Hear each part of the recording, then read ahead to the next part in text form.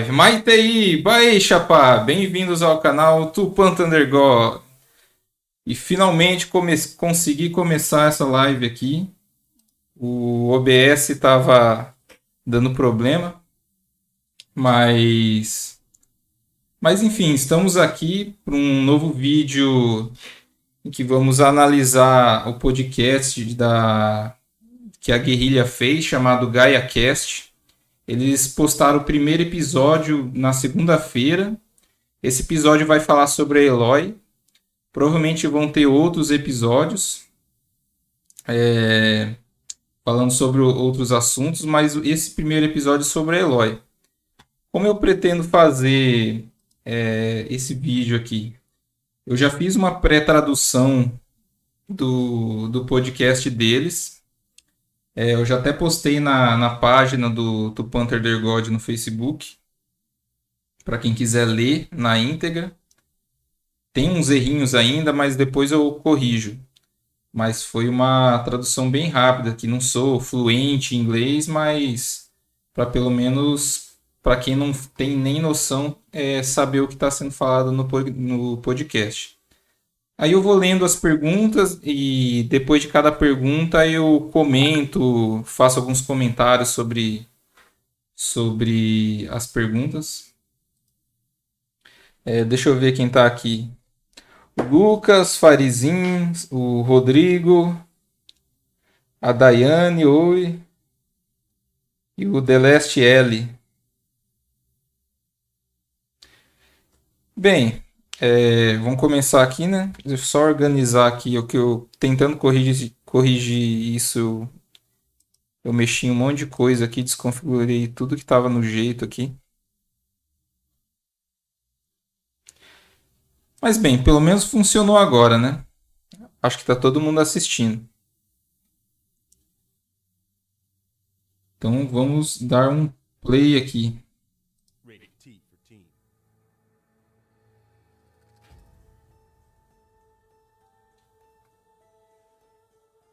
Episódio 1, tudo sobre Eloy. Olá, seja bem-vindo ao GaiaCast, um podcast profundo, cheio de spoiler do mundo de Horizon. Aqui no estúdio da Guerrilha, este é o nosso primeiro episódio e estamos ansiosos para dar uma olhada mais de perto, ouvir alguns comentários dos batidores e talvez aprender algumas coisas novas. Nossa primeira série de episódios será focada em Horizon Zero Dawn, a primeira parcela da série Horizon, que lançamos em 2017. Eu sou Chantei e essa é minha co-apresentadora Anne. Como você vai, Anne? Bem, vocês viram ali que a primeira que se apresentou foi a Chantei Goodman, gerente de comunidade da Guerrilha. E essa é a Anne van der Zanden, que também é gerente de comunidade sênior. Basicamente, essa Anne, pelo que eu entendi, é chefe da Chantei. Então, quem quiser também acompanhar o que elas postam também no Twitter, é só seguir elas duas no Twitter. Mas basicamente o que elas postam é a mesma coisa que o perfil da Guerrilha posta. Então, seguindo o perfil da Guerrilha, já está 100% atualizado do que eles estão postando. Olá, ótimo, obrigada. Como está você? Sim, eu estou bem, muito obrigada. E também temos dois convidados da equipe da Guerrilha. Como vocês estão?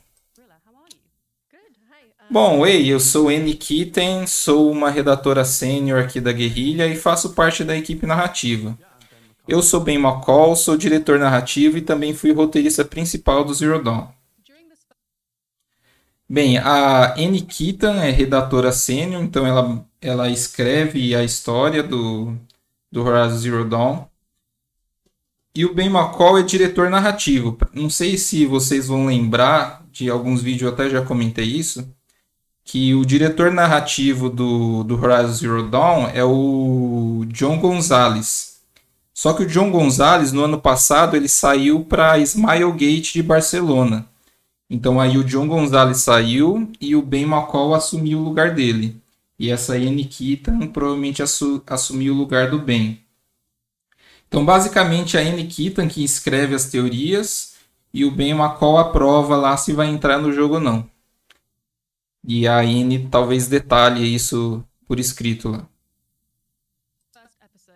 Durante o primeiro episódio, estamos dando uma olhada na herói de Horizon, Aloy, e como seu personagem e história foram concebidos e elaborados na aventura amada e emocionante de Horizon Zero Dawn. Como mencionamos anteriormente, essa série de podcasts será cheia de spoilers, portanto, se você ainda não jogou Horizon Zero Dawn, recomendamos que você curta o jogo antes de ouvi-lo. Novamente repetindo, teremos spoilers, então quem não jogou não assiste. E Horizon Zero Dawn é cheio de spoilers. Deixa eu ver quem esse aqui desprezou o currículo. Rodrigo, eu acho que quem desprezou o currículo foi do RH, acho que nem chegou neles o currículo. Mas se chegou, tomara que tenham visto o link lá. Para quem não sabe, eu mandei lá o currículo para a Guerrilha para ver se eles pelo menos conhecem o canal, né? Vai que cola, né? Mas bem, esse é o início da jornada. Certo, eu estou super animada para começar o episódio, então vamos lá. Então, como vocês dois pessoalmente descreveriam Aloy?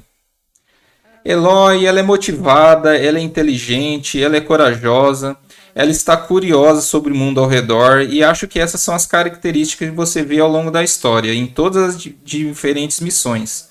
Isso é sempre algo que você realmente vê exemplificado nela. Quando estávamos desenvolvendo Aloy como personagem, provavelmente havia dezenas de documentos que escrevemos sobre ela, sobre sua personagem, sobre sua educação, mas acho que uma das minhas favoritas tinha esse tipo de sentido que cristalizou o personagem para nós, ou seja, eu tenho isso aqui. Nas noites que ela tremia de frio, contando as fogueiras na aldeia, tudo o que sustentava Aloy era sua necessidade ardente de resolver o enigma de seu nascimento. Quem era sua mãe e por que ela foi expulsa? E era nessa imagem dela, sentada acima da aldeia, não fazendo parte dela, vendo aquelas fogueiras queimando abaixo, entender tudo o que ela estava perdendo e onde realmente cristalizamos, ok, é ela. Isso realmente quem é ela? Então é claro que ela é tudo o que Anne acabou de dizer. Ela é incrivelmente forte, determinada, corajosa, poderosa, mas o cerne da personagem dela é essa necessidade, sabe? Para encontrar o que ela encontra, qual a identidade de sua mãe. Nessa pergunta eles basicamente descreveram a Aloy, o que eles acham da Aloy. Basicamente, quando eles criaram a personagem, inicialmente eles queriam mostrar aquela coisa da menina exilada que tá vendo todo mundo se divertir e ela tá totalmente fora do relé e ninguém sabe. Na verdade, todo mundo sabe que ela tá ali, mas na verdade ela não pode participar de toda aquela festa que ela vê lá de cima. E toda essa exclusão que tem da Aloy. Não tem nada muito de novo nessa pergunta, mas é mais para deixar claro a imagem inicial que eles têm da Aloy. Agora Zanden falando. No jogo, quando conhecemos Aloy, ela é um bebê sob os cuidados de Rost. E como o time fez isso? Por que começamos como uma criança Aloy e não como um adulto? Essa é uma ótima pergunta. Estavam muitos conscientes na época de que aquele não era apenas o começo do jogo. Esse foi o começo do mundo. Obviamente não em termos de Big Bang. Só em termos de é assim que vamos apresentar o mundo de Horizon para o jogador pela primeira vez. E havia muito que precisava ser feito. Porque é complicado de certa forma. Existe natureza, existem tribos, existem máquinas e existem Aloy. E como vamos passar tudo isso? Sentimos que o melhor pontapé de saída foi você realmente vê-lo pela primeira vez. Literalmente vendo pela primeira vez. E esse é o bebê Aloy, certo? E ela meio que toma o lugar do jogador. Coisa pouco conhecida, não tenho certeza se isso é totalmente conhecido. Inicialmente pensamos que poderia ser jogável, de modo que quando Ross estivesse se movendo pela paisagem para ir ao local para o ritual, o jogador realmente controlasse. Bem, primeiro houve uma ideia de que talvez o jogador controlasse Rost, mas então tivemos a ideia de que o jogador poderia controlar o bebê. Não em termos de movimento, mas em termos de olhar, certo? Essa seria uma maneira de manter a ideia de que você está enraizado nessa perspectiva. isso meio que caiu, porque é realmente muito, muito difícil fazer. E também sentimos que os elementos cinematográficos estavam realmente funcionando bem. E também o fato de Ross falar com Eloy, o bebê, enquanto ele sobe a colina, estava funcionando muito bem. Então não acho que teria muita necessidade, melhor assim, mas foi legal. O principal, porém, é como essa era realmente a maneira que queríamos começar o jogo, e potencialmente uma franquia. Que é tipo, sabe, como podemos mostrar isso pela primeira vez? Bem, aqui eles falaram algumas coisas bem curiosas sobre o início do jogo. Eles comentaram que inicialmente eles pensaram em fazer o jogador controlar o Rost. Aí imagina vocês controlando o Rost, passando por aquele monte de máquina com o bebê no colo e tendo que fugir delas e subir a montanha ali. Provavelmente é esse o início do jogo que eles pensaram. E depois pensaram na Eloy, o jogador controlar o bebê Eloy. Parece uma ideia meio bizarra, mas não sei para quem jogou Assassin's Creed 2, a gente controla um pouquinho o bebê Ezio. Não sei quem aí jogou Assassin's Creed 2, a gente controla o bebê Ezio, acho que mexe o bracinho dele, não lembro como. Mas parece que eles queriam fazer isso com a Eloy. Ainda bem que não fizeram, porque para mim esse começo ficou muito bom e talvez isso deixaria o começo do jogo meio bizarro aí. Mas, mas eu acho que ainda bem que não fizeram. Alguém achou interessante essa curiosidade aí? E imaginava alguma outra coisa? É, Alberta, tem um soquinho lá do bebê lá que você controla, né? Quase que fizeram isso com a Eloy, mas eu acho que ia ficar meio bizarro. Acho que o do Ezio ficou meio bizarro. Faz um tempinho que eu joguei, não lembro direito, mas não ficou natural, não. Eu prefiro essa introdução cinematográfica que teve no Horizon Zero Dawn. Ainda bem que fizeram assim. Agora a Enizanden perguntou: quando vocês estavam criando o conceito de Eloy, havia alguma outra versão dessa história de fundo? Por que a equipe escolheu que ela fosse uma exilada? Acho que ser uma exilada é realmente essencial para o personagem de Eloy. Bem, no início do jogo você vê ela expulsa desde o nascimento da tribo Nora e há realmente um ótimo jogo, um ótimo início de jogo, onde ela vê essas crianças com uma mulher Nora colhendo frutas, então ela pega algumas frutas também e oferece a eles porque ela quer se encaixar, ela quer pertencer. E eles simplesmente a rejeitam. Eles não querem nada com ela. Então, um pouco mais tarde, uma das crianças realmente joga uma pedra na cabeça dela e a machuca. Então isso mostra muito rapidamente o quão extremada a tribo é com a forma como os tratam os exilados. Mesmo alguém que é apenas uma criança. Isso cria nesse momento de relacionamento com o jogador, porque eles acabaram de ver uma criança se machucar, que só quer se encaixar, só quer pertencer. E você sente mal por ela, você sente que deseja ajudá-la, que deseja ajudá-la a ter sucesso no que deseja. Nesse aspecto, isso realmente cria uma conexão emocional com Eloy. Então, em segundo lugar, você sabe, Eloy cresceu como uma exilada. Então, ela é uma estranha para a tribo. Ela é uma estranha para o mundo ao seu redor. Isso realmente é semelhante ao jogador. Eloy e o jogador estão alinhados nesse sentido. É a primeira vez dela, sabe? Uma vez que ela vai para a aprovação. É a primeira vez que ela realmente interage com as pessoas da tribo. É a primeira vez que ela interage com o mundo quando ela deixa as terras sagradas. Então ela está experimentando isso pela primeira vez. Ela está descobrindo como navegar com isso e o jogador também. Então isso realmente cria. Eles estão compartilhando a mesma experiência. Aqui eles demonstram como eles quiseram fazer o jogador se apegar a Eloy sentimentalmente. Eles criaram essa coisa da exilada que era rejeitada, que sofria bullying, que ninguém aceitava para que todo mundo sentisse na pele da Eloy, quisesse ajudar ela a conseguir os objetivos dela. E acho que eles fizeram bem nesse sentido, deu certo. É,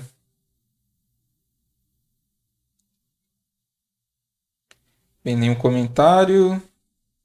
Mas enfim, acho que não teve muita coisa nova nessa resposta, mas para ter uma ideia de como eles pensaram nessa ideia da Eloy ser exilada e tudo.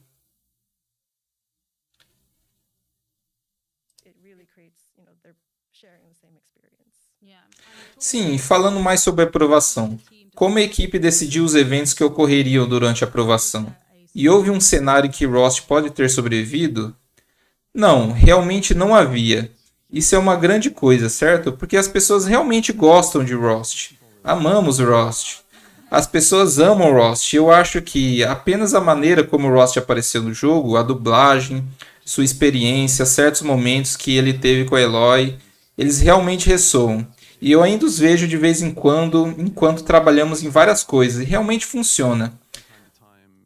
Mas nunca teve um tempo em que realmente pensássemos que Ross sobreviveria à aprovação. E eu penso, na verdade, quando você olha a perspectiva da história, ele não tem nenhuma função dramática após a aprovação. Depois do que ela torna sua morte, realmente não há nenhum propósito que ela sirva para a história depois desse ponto. Gosto de comparar isso um pouco com... tenho certeza que as pessoas fizeram essa comparação também, mas com Ned Stark de Game of Thrones. Ou também Obi-Wan, certo? Em Star Wars. Ele é realmente difícil imaginar essas coisas onde esses personagens sobrevivem. E eu acho, para citar uma antiga citação, Obi-Wan é 1000 vezes mais poderoso depois de ter sido derrotado. E sinto mesmo em relação a Rost. 11 é basicamente como a memória de Rost e as coisas que fizemos com o Tulo de Rost, de modo que meio que pesa em Eloy. E apenas o relacionamento que segue é apenas mais poderoso quando ele morre. Bem, aqui ele joga um balde de alga fria em um monte de gente que está esperando que o Ross esteja vivo. O Rodrigo aí, que eu sei que está vendo o vídeo, sabe que ele quer muito que o Ross esteja vivo, mas dá a entender que eles realmente não veem função nenhuma do Ross estar vivo. Eles têm aquela ideia do Ross como mentor. Acho que na parte 4 da série que eu fiz sobre a história do Horizon Zero Dawn, eu mostro que a história do Horizon Zero Dawn é dividida em 12 etapas da jornada do herói. E essa ideia do mentor é uma peça fundamental ali da jornada do herói. Porque o mentor ele tem que passar um ensinamento pro herói, para que ele tenha conhecimento para seguir a jornada dele. Só que a história não é sobre o mentor, a história é sobre o herói. Então, muitos filmes, histórias que usam essa divisão da jornada do herói, normalmente o mentor morre no início, como é o caso do Obi-Wan de Star Wars, que ele acabou citando ali. Star Wars, aliás, é a usa no máximo essa estrutura da jornada do herói. E o Horizon Zero Dawn usou muito isso. Agora, sobre a questão de não achar o corpo do Rost, eu acho que isso é muito mais uma questão de ser um jogo familiar e não ficar mostrando pedaços de alguém explodido, não. A bomba explodiu bem perto dele lá, acho que não. Acho meio difícil ele ter sobrevivido. É claro, no roteiro tudo cabe. Pode ser que alguém invente alguma situação que, sei lá, aquela explosão foi um sonho da Eloy, mas no papel cabe tudo. Então pode acontecer dele estar vivo, mas esse comentário dele eu acho que mata que realmente eles não querem voltar ali com a história. E como ele fala ali no final, é muito mais importante a memória do Rost. Então, para quem lembra lá, teve a conversa com a conversa lá na Mãe de Todos, ela explica lá que o Rost passou em todos os lugares ali da Terra Sagrada, passou por Terras do Taro, pelo Oeste Proibido, e para ir atrás dos 12 ladrões. Eu acho que esses 12 ladrões vai ter algum colecionável relacionado a isso no próximo jogo. Talvez a gente tenha que achar esses 12, sei lá, 12 cartas do Rost sobre esses ladrões. E a partir dessas cartas, aí sim a gente tenha mais memórias e mais ensinamentos do Rost. Isso que eu acredito. Mas agora o Rost sobreviveu, acho que esse comentário mata qualquer teoria de que o Rost esteja vivo pro próximo. Mas como eu disse, no papel cabe tudo. Até igual eu já fiz vídeo, cabe até se fazer a Elizabeth Sobek como uma vilã. Cabe muito bem no roteiro. É só uma questão de escrever. Mas esse comentário dá a entender muito bem que não é isso que eles querem.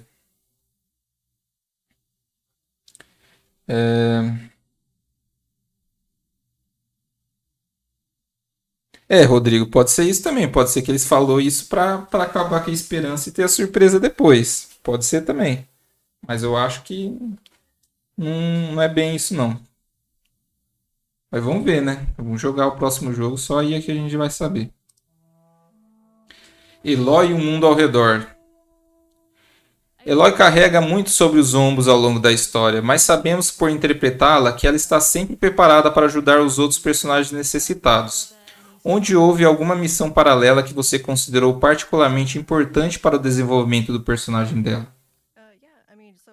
Isso, para mim no jogo, uma coisa que achei realmente se destacou foi a série de missões do alojamento dos caçadores com Talana. Porque eu gosto da Talana, sim. Nós a vamos, Talano. Mas ao mesmo tempo, você sabe, Eloy cresceu como uma exilada e ela teve Rost, mas fora isso, não interagia mais com ninguém. Ela não tinha amigos. Então você tem missões com Vol, com Erend, com Petra, com Vanasha e esses outros personagens que ela conhece e com quem faz amizade. Mas para mim, eu realmente senti que as missões com Talana, você sabe, Talana é alguém que também é um caçador de máquinas muito bom. Ela é independente, determinada de várias maneiras, como Eloy. Então, quando ela é colocada sob proteção e se torna o tordo para o alojamento dos caçadores, realmente parece que elas formaram uma verdadeira amizade juntas. E foi muito bom ver que ela ganhou algo assim.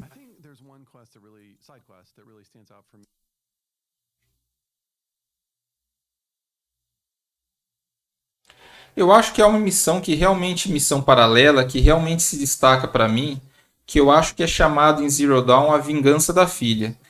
Então, essa missão onde Eloy conhece algumas outras Nora, onde se descobre que um dos Nora deixou a Terra Sagrada em busca de um dos invasores, um Karja, e se meteu em muitos problemas. E foi realmente uma missão muito divertida de desenvolver, porque tinha muitas partes. Era uma missão que você poderia fazer antes ou depois. Eloy deixa a Terra Sagrada de várias maneiras. Então tivemos vários casos extremos e também esse combate humano que estávamos realmente tentando provar na época quando você realmente alcança o cara. Então foi uma missão legal e muito instrutiva e difícil de criar. Mas em termos de Eloy, eu realmente gostei. E isso é realmente a resposta de Anne por causa da personagem Nakoa. Então, a personagem Nakoa, que é a personagem que sai para nunca mais voltar da Terra Sagrada para ir em busca de vingança, existem muitos paralelos com Eloy aí.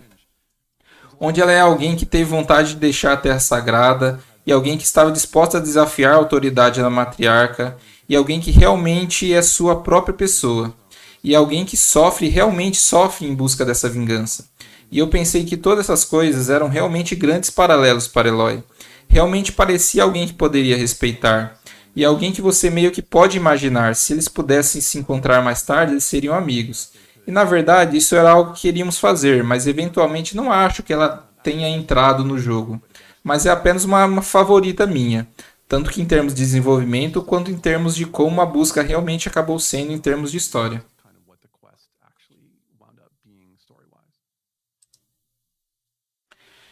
Aqui eles basicamente mostram as duas personagens favoritas deles, né? A Nakoa no caso do Ben, a Nakoa, e no caso da Anne, a Talana. A Talana é a personagem secundária preferida de muita gente que eu conheço. Não é à toa que ela é a personagem principal da primeira série de quadrinhos. Eu acho que ela vai aparecer no jogo. E aqui a Anne se encaixa. Ela gosta muito da Talana porque basicamente a Talana é a Eloy que nasceu nos Karja. Ela foi não isolada, mas como ela perdeu a família para os ataques rubros, ela ficou meio que excluída ali da Ordem dos Caçadores.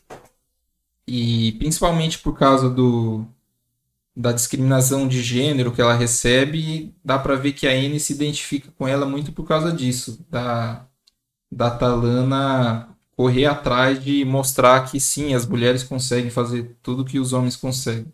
Pode ser que nesse sentido ela se identifique muito com a Talana. E no caso do Ben, ele gostou da Nakoa. A Nakoa, para quem não lembra, é uma missão que a gente pega lá no Enlace, acho que ainda, para ir atrás dela. Aí você vai na Torre do Dia. Na Torre do Dia você encontra aquele General Karja lá que parece ser bonzinho no começo. Aí depois você vai na prisão lá, encontra a Nakoa e ela tá presa. Aí você descobre que o general não era tudo aquilo. E basicamente a Nakoa é a Eloy que não deu certo. É a Eloy que não achou o foco e quis mostrar que ela conseguia fazer alguma coisa, mas acabou sendo capturada. E, e a Nakoa também é uma. Tanto a Nakoa quanto a Talana são aliados na missão final lá, quando você faz as missões secundárias.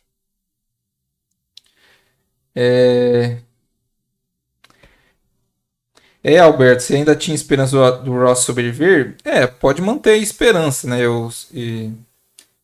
Igual o Rodrigo comentou aí, pode ser que seja só um comentário para tentar tirar o foco da pessoa, mas eu acho que não é isso mesmo. Mas no roteiro tudo cabe.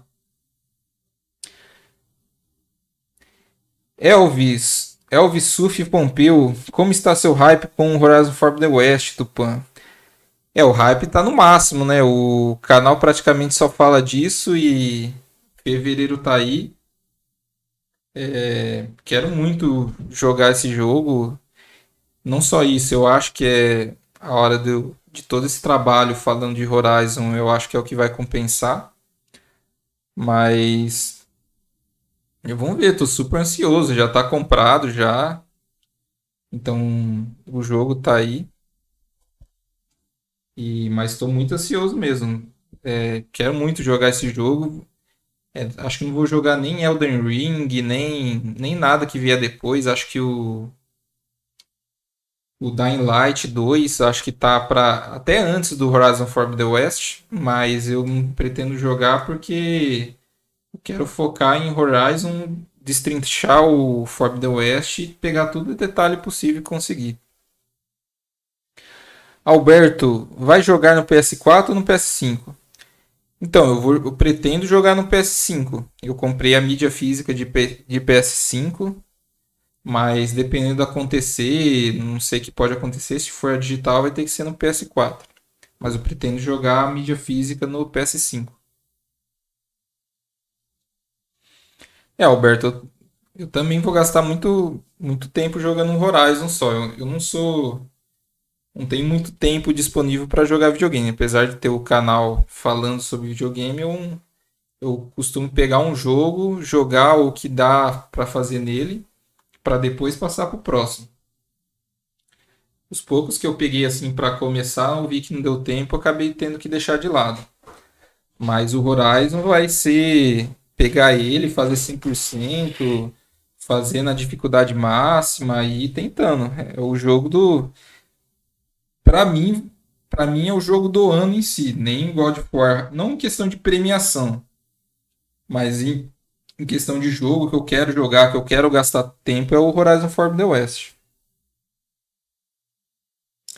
Em questão de história também, é o que eu acho que muita coisa vai ser revelada nesse jogo. Muita coisa que deixou para trás vai ser revelada nesse jogo agora.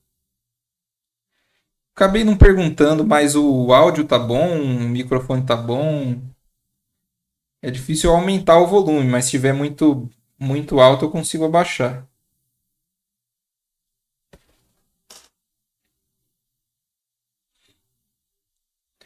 Zambrana, o God of War Ragnarok,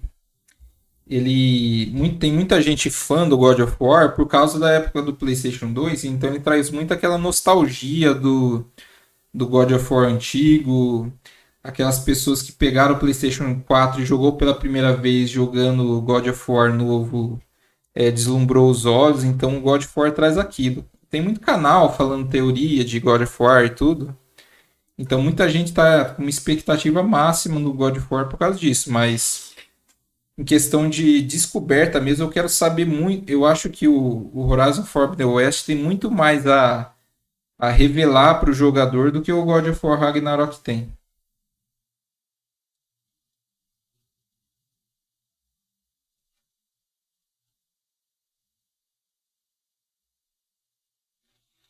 É, Elvis, é contando os dias mesmo.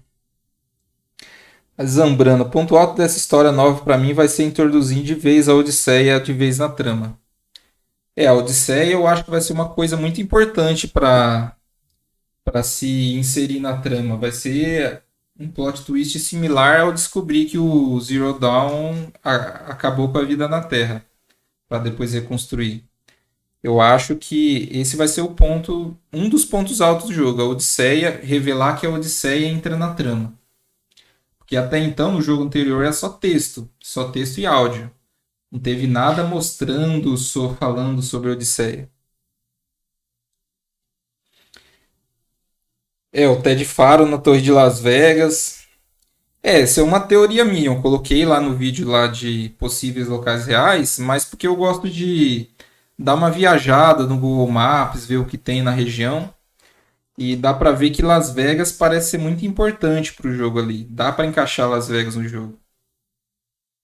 E aquela pirâmide lá na entrada de Las Vegas, os cassinos, tudo que foi falado ali nos textos do Zero Dawn que o Ted estava num bunker, acho que vai ser revelado nos próximos jogos, sim.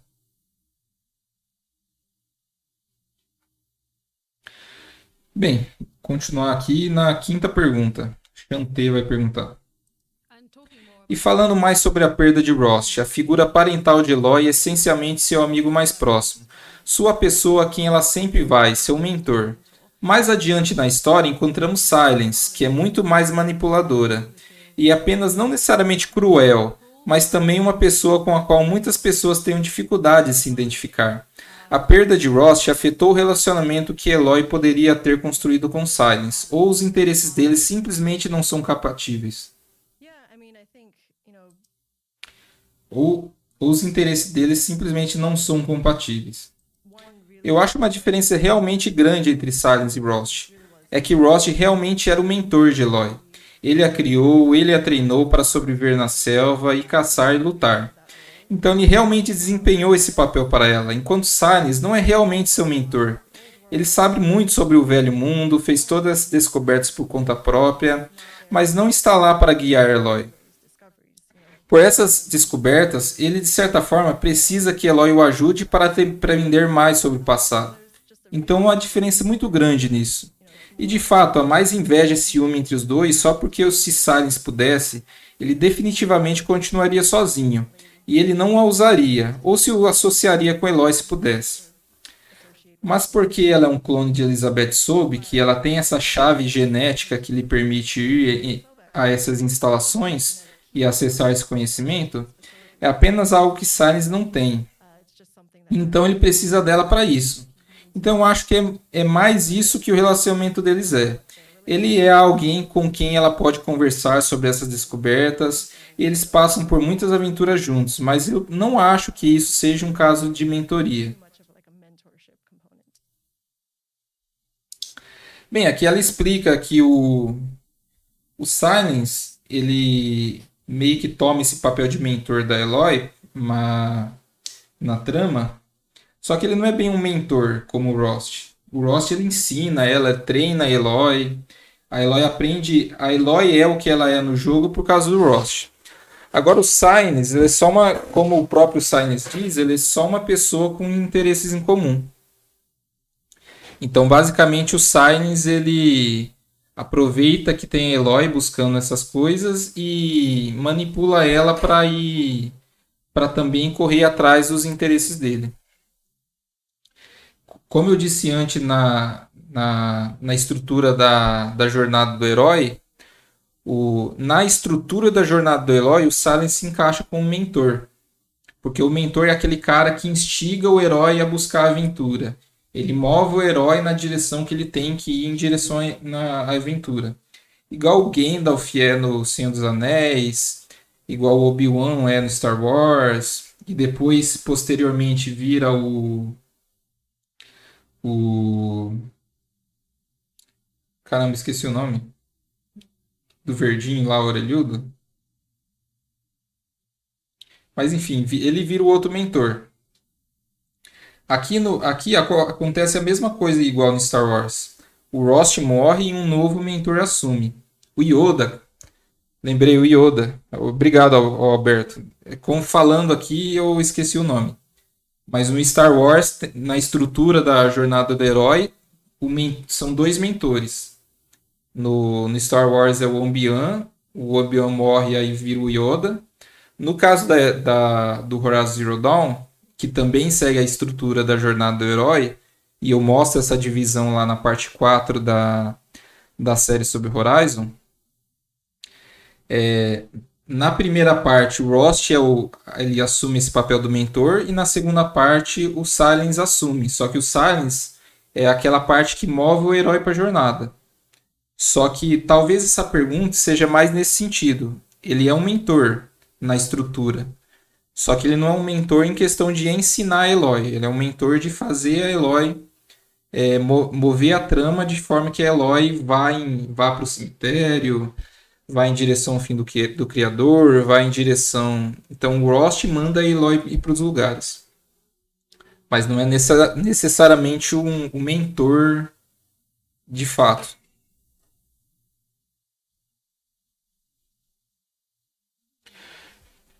Anel Coel, depois de conhecer Horizon, só quero saber dele. É com Forbidden West que quero gastar um bom tempo, assim como estou fazendo com o Zero Dawn. É mais um também que vai gastar bastante tempo com o Zero Dawn. Fala Cleverson, beleza? Sem Eloy, Silence não progrediria até aquele ponto que ele chegou sozinho. Realmente, a Eloy não progrediria aquele ponto se não fosse o Silence.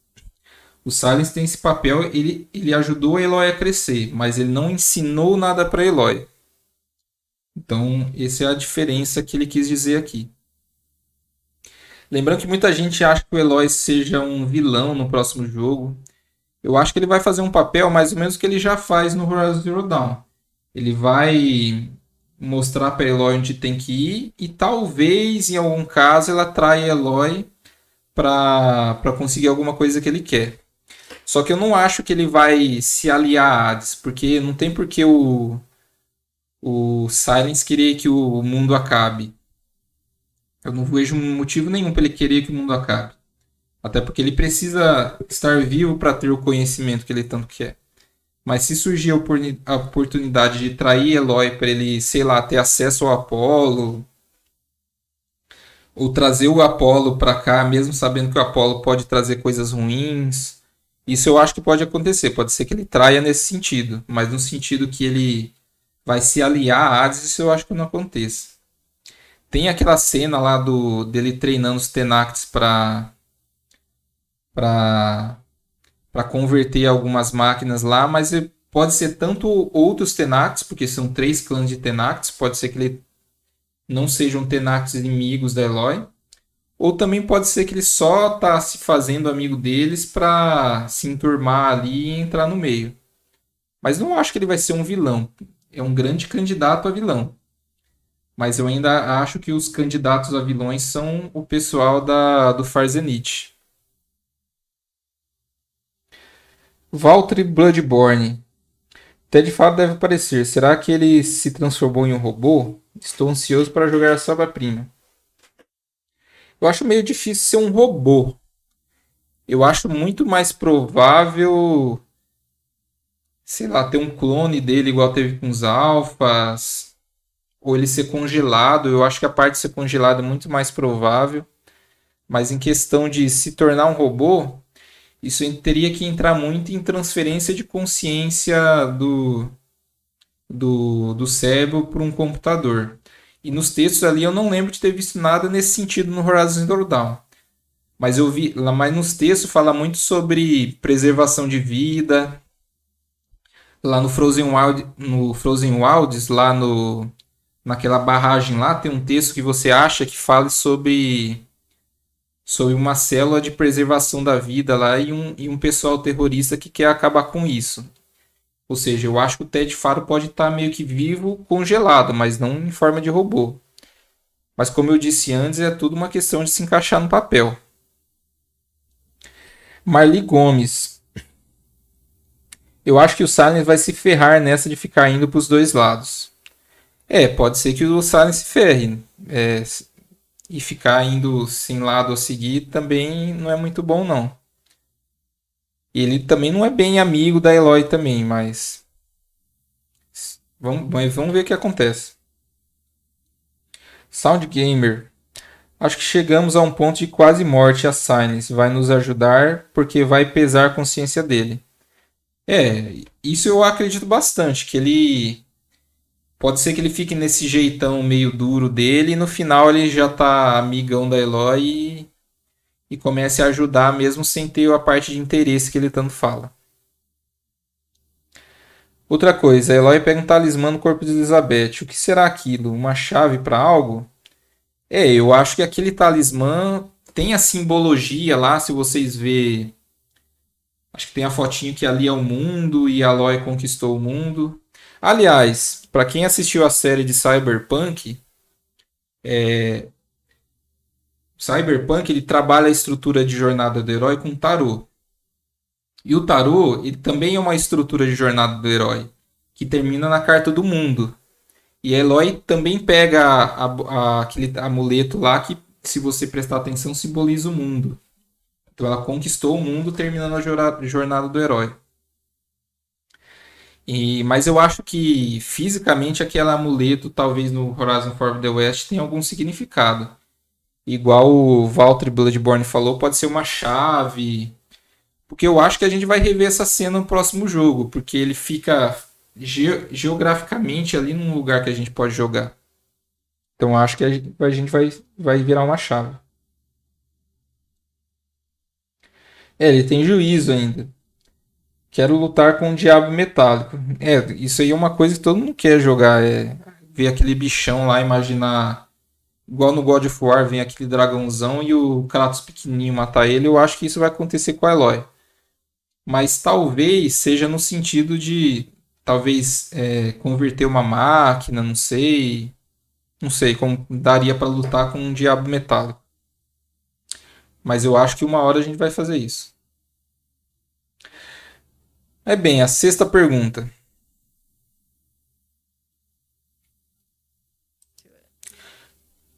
Portanto, desde o início da história, encontramos personagens impactantes que exibem personalidades fortes e uma gama de emoções. Como Eloy, muitos desses personagens experimentam tristeza, determinação e apenas vontade de ampliar o escopo do mundo ao seu redor. Então, como você equilibra a influência que Eloy tem sobre os personagens ao seu redor e o efeito que eles têm sobre ela? Quando criamos personagens, estamos sempre tentando criar personagens reais e fundamentados, que tenham seus próprios desejos, seus próprios medos e vontades e mergulhe realmente a fundo naquilo que os move. Então, sempre tentando resolver seus próprios problemas. Eles sempre têm algo que estão tentando alcançar em suas próprias vidas, que estão fazendo o possível para realizar até certo ponto, e é aí que Eloy entra em ação. Então, em muitas das histórias que você verá em Zero Dawn, você olhar para elas, você notará que ecoa muito do que Eloy está passando em sua jornada pessoal e se relaciona, de alguma forma. As coisas que ela experimentou, ou coisas que elas são novas para ela, em alguns casos. Um bom exemplo disso é novamente com as missões da Talana. Talana é como Eloy em alguns aspectos, mas como uma Carja. Como alguém que está em um alojamento dos caçadores, ela está tentando fazer justiça para sua família, porque seus nomes foram apagados do livro de história, do sacrifício que eles fizeram durante os ataques rubros, e ela está tentando se tornar Águia Solar para restaurar o legado da família. Então Eloy chega e ajuda a atingir seu objetivo e se tornar Águia Solar. E para Eloy, a influência sobre ela é que, embora Eloy tenha crescido como exilada, e ela foi evitada e ferida de várias maneiras, ela nunca experimentou realmente a discriminação de gênero de que Talana experimenta. Porque até muito recente as mulheres não eram permitidas no alojamento dos caçadores. E mesmo que Talana seja um membro e Eloy se torne um membro, eles ainda enfrentam essa resistência de pessoas mais tradicionais que fazem parte da loja. Então essa é uma nova experiência para Eloy. Ela está ajudando alguém, ela está influenciando sua vida. Mas em Talana ela ganha um amigo, e ela também, você sabe, é a primeira vez que ela realmente experimenta esse outro lado da outra cultura, de outra tribo. Então, se você olhar para outras missões, como Erend, ela o encontra bem cedo na aprovação. Então, o encontra novamente mais tarde em Meridiana. E nesse ponto, ela perdeu sua irmã. Então, ela está sofrendo muito pela perda da irmã, a quem ela amava muito. E Eloy chega e o ajuda a resolver o mistério de como ela morreu, o que aconteceu com ela, e através das missões, você vê que Eloy desenvolve amizade com Erend, mas ao mesmo tempo que ela se torna como irmã dele. Ela assume de certa forma o papel que Ersa teve na vida dele, estando ao lado dele, apoiando, mas também tentando ajudá-lo a superar essa dor que ele está lutando. Então apenas ter certeza de que nossos personagens estão firmes, eles parecem reais, eles estão tentando resolver seus próprios problemas e isso tem impacto em Eloy. Eloy os ajuda e ela tem um impacto em suas vidas também.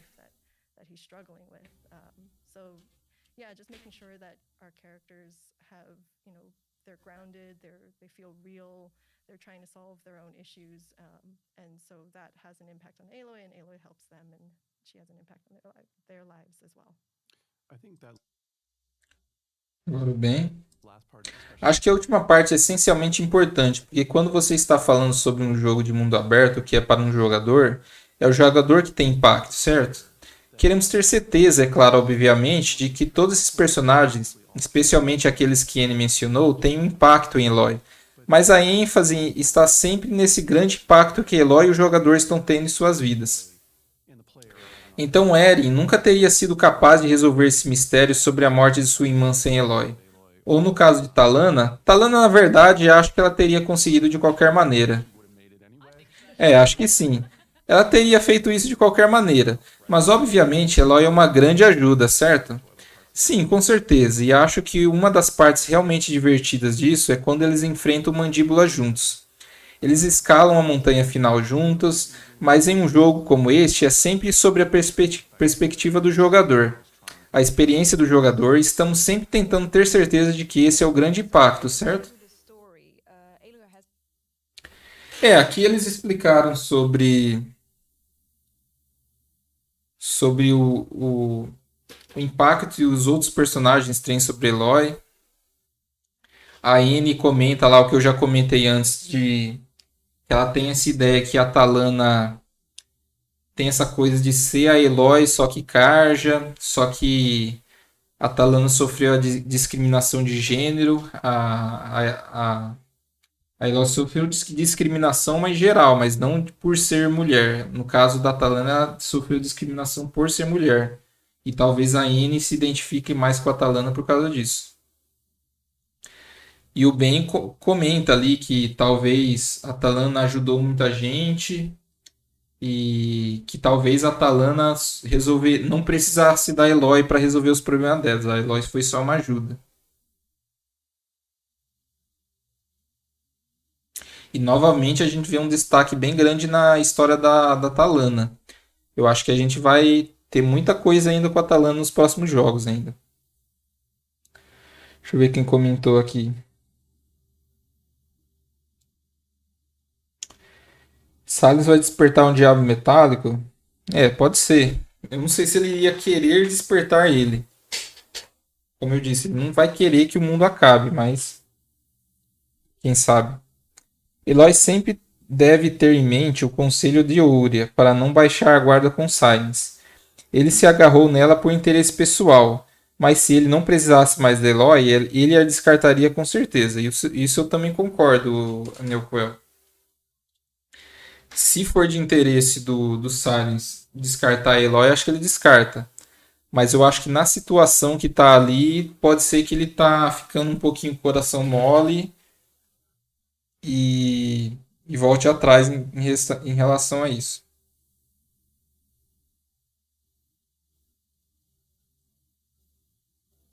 Só um pouquinho aqui, só para eu tomar uma água aqui, porque senão.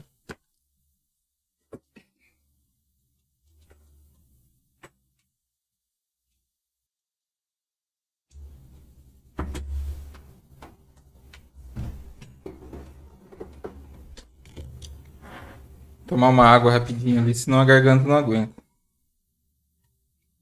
A pergunta da Anne Zander agora. Então, quando você está jogando através da história, Eloy tem essas opções de diálogo e é claro, então quando você está interagindo com outros personagens, você pode escolher o que ele vai dizer. Alguma dessas opções eram canônicas? Então, aqui é um detalhe bem interessante que ela perguntou. Alguma dessas opções eram canônicas? Das opções que a gente tem no jogo? Essa é uma pergunta realmente interessante, mas minha resposta é um pouco simples e um pouco complicada. É que todos eles são canônicos. Então, uma das coisas que queríamos fazer é sabíamos que tínhamos um jogo de mundo aberto com espaço e possibilidades muito limitado, porque é através dos olhos de Eloy. Então, se você olhar para Fallout ou se você olhar para qualquer outro RPG que tem um personagem maior, tipo um personagem orientado para o jogador, que você pode fazer muitas coisas diferentes, você pode mentir, você pode trapacear, você pode roubar, você pode matar, certo? E queríamos ter certeza que tudo está realmente dentro do espaço que a Eloy poderia fazer, como um ser humano moral e ético. Quer dizer, é isso que ela é, certo? Mas também queríamos dar ao jogador alguma expressividade, ter algumas qualidades ramificadas para essas conversas.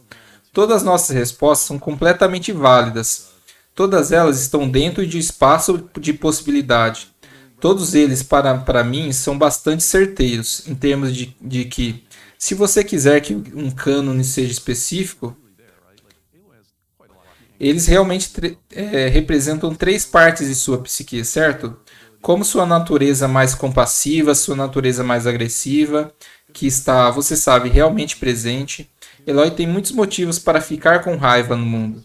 E também sua mente, apenas sua habilidade de ser racional, na qual ela é muito boa, eles foram escritos de uma forma que qualquer um deles poderia ser possível. Então, uma análise, a decisão é do jogador, e esse era o ponto. Sim, isso faz sentido.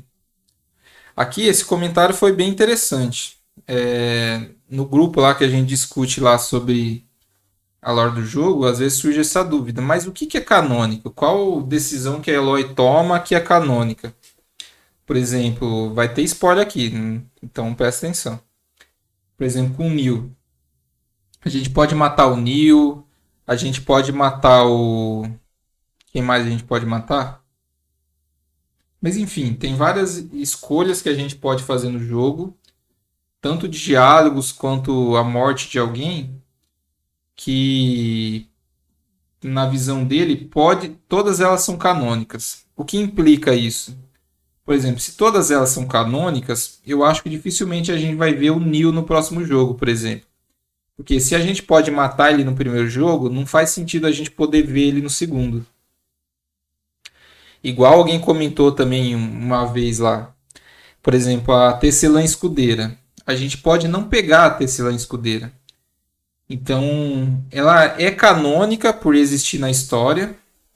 Então, só que a opção dela não ter pego a traje Tecelã Escudeira também é canônica.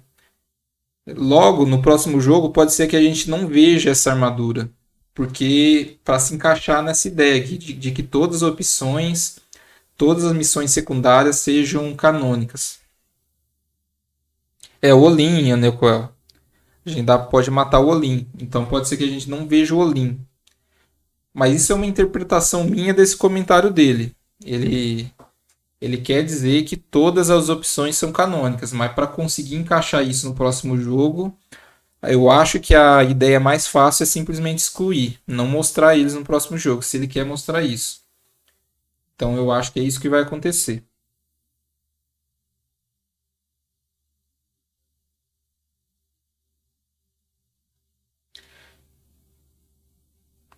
Acho que ele vai ver que é um negócio mais embaixo quando descobrir o verdadeiro plano. Eu acho que o Silence, quando vê que realmente, supondo que essa teoria do Fardsnitch seja verdadeira, ele vai ver ali que ele está ameaçado, então ele vai ajudar a Eloy de qualquer jeito. Por isso que eu não consigo ver o Silence como vilão. Porque ele vai. O interesse dele é estar vivo, ele vai querer ajudar a Eloy e que o mundo não acabe. Eu não consigo ver ele contra isso.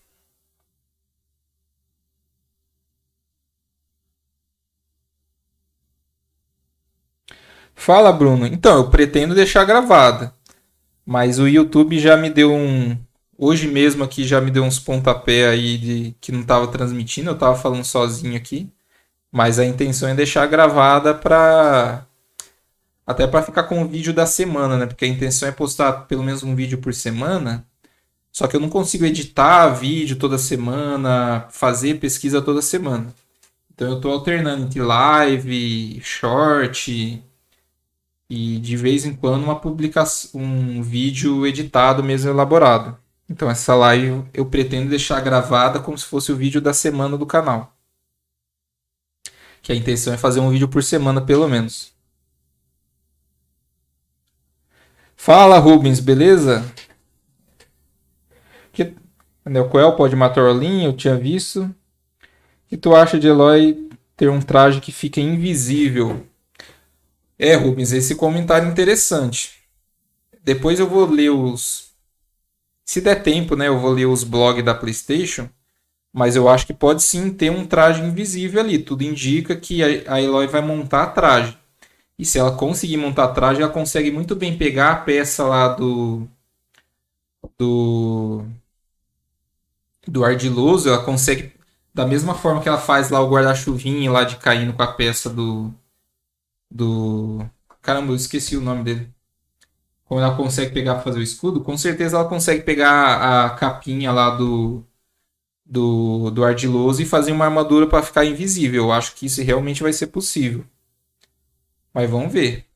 Tanto que dizem que tem a bancada lá para editar. Eu não matei em all-in, que dó, mas depois some completamente do jogo. Por isso mesmo que eu acho que ele some. Eu acho que nem no próximo jogo a gente vai ver ele. Vai ter o irmão do Neil lá pra gente matar. Isso pode acontecer. Pode ser que tenha uma lembrança do Neil e a gente matar o irmão dele assim como a gente matou ele no. Pode matar ele no Zero Dawn. Tem uma missão Colin e ele aparece também na missão final. Se você não matar ele, você continua a missão junto com ele. E ele vira um aliado no final. Por isso que se você matar, você perde o troféu de todos os aliados se juntaram. Se não me engano, acho que essa é a única forma de perder o troféu. Porque eu acho que o Neil não é um aliado da final. Na missão final ele aparece quando tem um perna longa. É isso mesmo. Ele e o Neil. Ah, verdade. Então se matar ele, perde o troféu. Isso, Anel Coel, escudo do carapaço. Que falando aqui eu esqueço as coisas, mas o escudo do carapaço que ela pega lá e faz aquele guarda-chuvinho para cair devagar. Eu acho que ela pode pegar, por exemplo, a peça lá do ardiloso para fazer uma armadura invisível, por exemplo. Seria um bom traje de camuflagem, faria referência ao predador. Bem o predador, o que faz a máquina, machado difícil. O Neil aparece antes da batalha final, eles comentou ali. Mas eu acho que ele, se matar ele, acho que não perde o troféu. Mas não lembro. Eu não, na verdade, como eu sempre tento manter todo mundo vivo, então dificilmente eu sei o que acontece quando mata a pessoa. Mas enfim. Agora Anis andem perguntando. Você já mencionou que Eloy foi criada como exilada. Meio que significa que ela não cresceu com certas coisas, como experiências, como relacionamentos, crenças, culturas diferentes, pelo menos até a aprovação. E o que você acha que é a mentalidade dela ao entrar em terras da tribo, aprender tudo sobre as diferenças?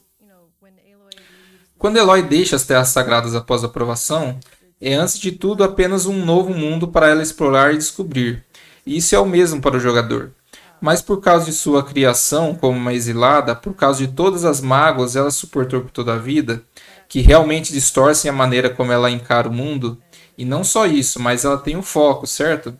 Então ela sabe muito mais sobre o mundo do que pelo menos os Nora sabem.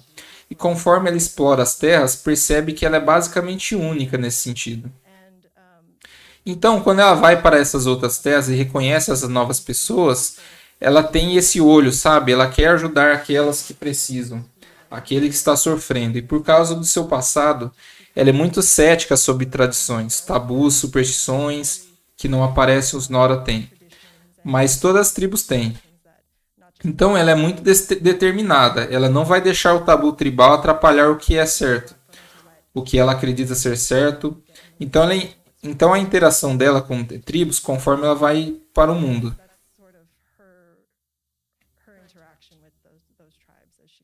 Então essa é a interação com as tribos.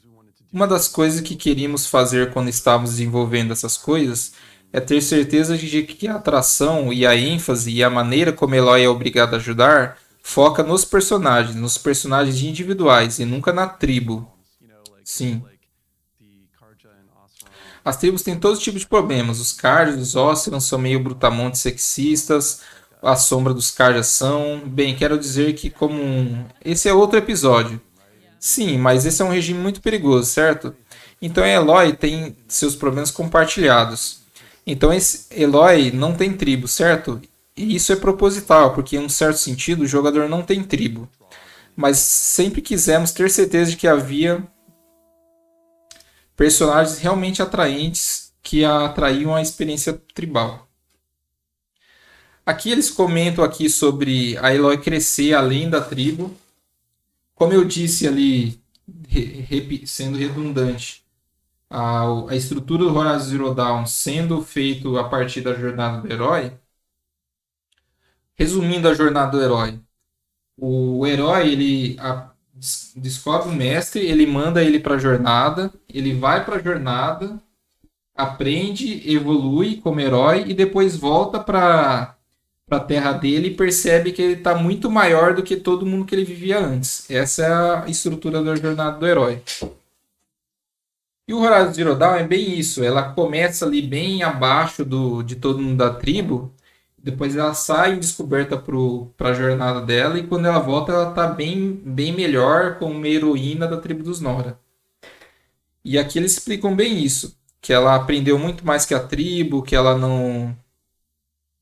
Ela foi muito além do que a tribo esperava. Exatamente por não ter esses preconceitos que a tribo tem. E depois a Shantae dá um corte ali no Ben. Não sei se vocês perceberam. Mas o Ben ia começar a falar das tribos. Aí ela corta. Não, isso é um outro episódio. Então eu acho que vai ter um episódio de podcast falando sobre as tribos. Igual eu fiz na divisão ali dos vídeos sobre a história. Tem um vídeo sobre as tribos. Mas eu acho que vai ter... Isso indica que certamente vai ter um episódio só sobre as tribos. Nos comentários aqui. Também deixei todo mundo vivo, matei o Ellis, vinguei o Rost, mas também não sei o que é canônico. Zambrana, igual ele disse ali, dá a entender que tudo vai ser canônico. Então toda decisão que o jogador teve vai ser canônica, inclusive se ele fez ou não uma secundária. Então pode ser que essas opções não apareçam no próximo jogo. Ou se não, por exemplo, digamos que eu não tenha pego o traje de tecelã escudeira. Então o jogador não sabe. Pode ser que simplesmente apareça no próximo jogo como se fosse uma coisa fora do contexto ali que o jogador tenha feito. Pode acontecer. Assim como o Brim. O Brim está confirmado para o Forbidden West. O cara que bebe sangue de máquina. O Goku. O que a gente faz a missão do Goku lá. Ele está confirmado no próximo jogo. Então, porque ele vai para o Oeste Proibido quando termina a missão dele lá. Então, mesmo se a pessoa não fez a missão do Brim, a gente vai encontrar de qualquer forma, mas talvez ele encaixe de uma maneira que, independente de se a pessoa fez ou não a missão, é canônico. O que você achou do motivo do Faro ter apagado o Apollo? Eu achei muito bom e sempre imaginei que foi para esconder a culpa e não ter seu nome na lama na nova sociedade humana. Essa confirmação foi show. Ele confirma aqui no texto isso. Acho que eu não perguntei isso, não chegou nessa pergunta.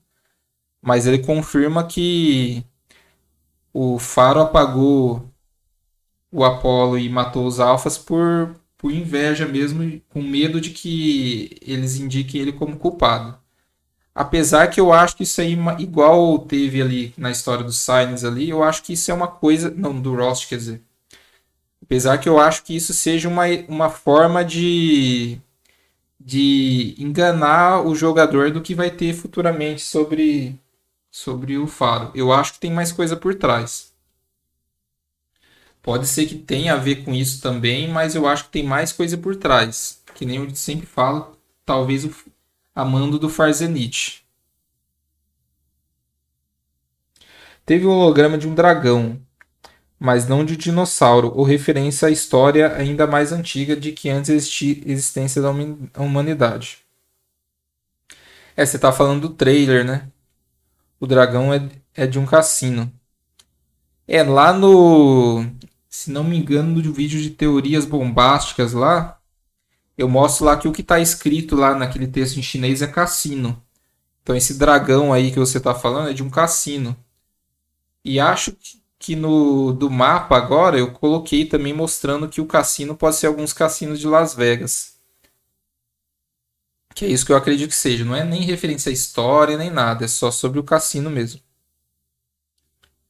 Verdade, mas poderia ter um museu pós-apocalíptico com fósseis que faça referência. É, um museu pós-apocalíptico com fósseis. Então, esse negócio de museu pós-apocalíptico tem no Frozen Wilds, que ele mostra lá os animais que a Eloy nunca viu.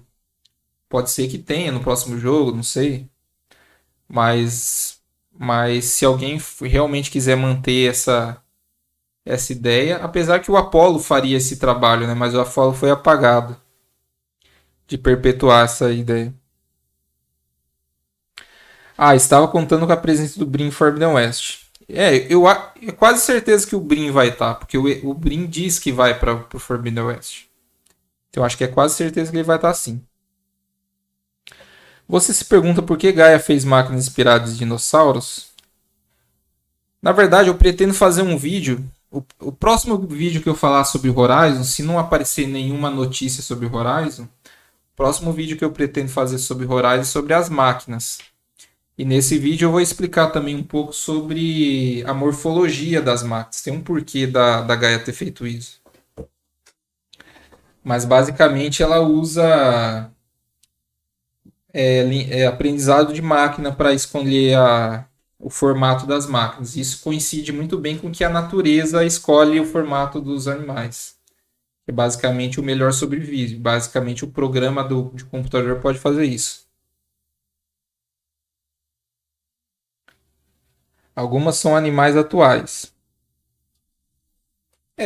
Como eu disse, ela não escolhe uma época certa, apesar que ela fala lá que ela ficou com dó lá da extinção terciário, mas ela não escolhe uma época só para fazer as máquinas, ela escolhe o formato baseado na função que ela tem que cumprir.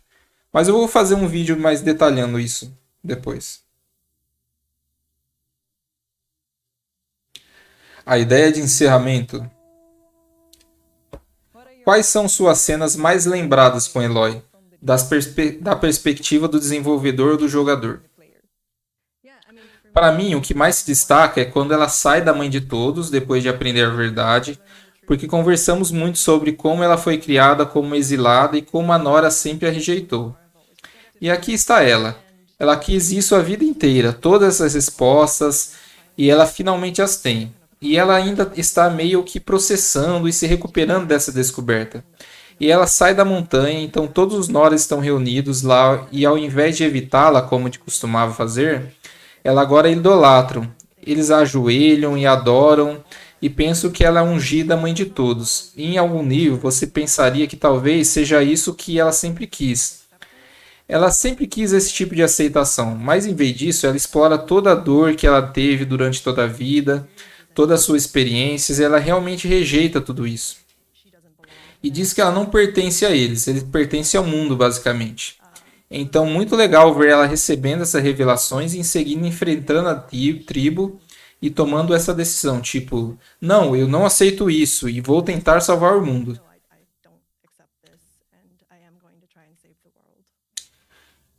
Para mim, eu acho que não tínhamos ideia quando estávamos desenvolvendo o jogo, como iria acontecer isso direito. Passamos anos desenvolvendo o projeto, foi uma grande mudança para o estúdio e não havia necessidade de indicação real de quão bem sucedido seria. E seu sucessor foi maior do que jamais imaginaríamos. Mas houve um momento que o final do jogo, o epílogo, foi filmado e as vozes foram gravadas. E vimos isso pela primeira vez. E as perguntas no estúdio choravam quando eles viram. E quando eu vi, fiquei meio chorando.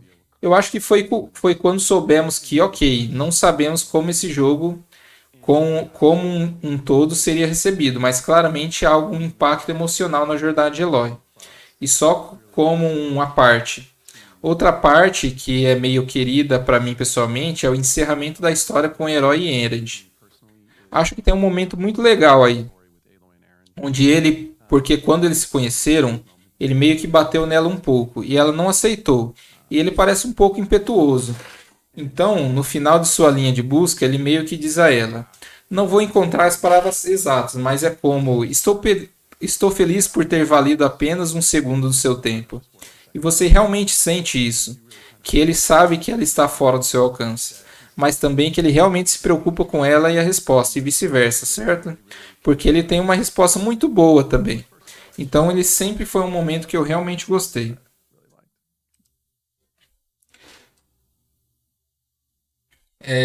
Então, eles falaram sobre as cenas mais lembradas, né? A Anne, ela comenta da cena lá da mãe de todos, que ela chega e todo mundo se ajoelha para Eloy como a ungida, e a Eloy recusa, fala, não, eu não sou ungida nada, eu tenho que salvar o mundo, porque em vez de ficar ajoelhado você não me ajuda, não sei o que tem. Voltando novamente para a estrutura da jornada do herói, essa rejeição do herói ao chamado dele é uma das etapas do herói. Durante a jornada do herói, acho que eu detalho lá na parte 4 lá. Tem uma parte que é a rejeição do chamado que o herói tem. Então o herói já, quando ele já está desenvolvido, todo mundo depende do herói, chega uma hora que o herói fala, não, eu não quero isso para mim, eu não sou herói nada, eu não sou tão bom quanto vocês falam, e isso é uma parte da jornada do herói. E é basicamente isso que acontece nessa hora aí, provavelmente é isso que a N lembrou bem dessa parte. E o bem é basicamente o final da história, porque ele nas cenas finais é quando ele percebeu, realmente acabamos com o projeto que a gente demorou anos para terminar. Então essas cenas finais são os últimos capítulos desse grande projeto que a gente fez. Eu acho que é mais por isso que ele lembra dessa parte. É,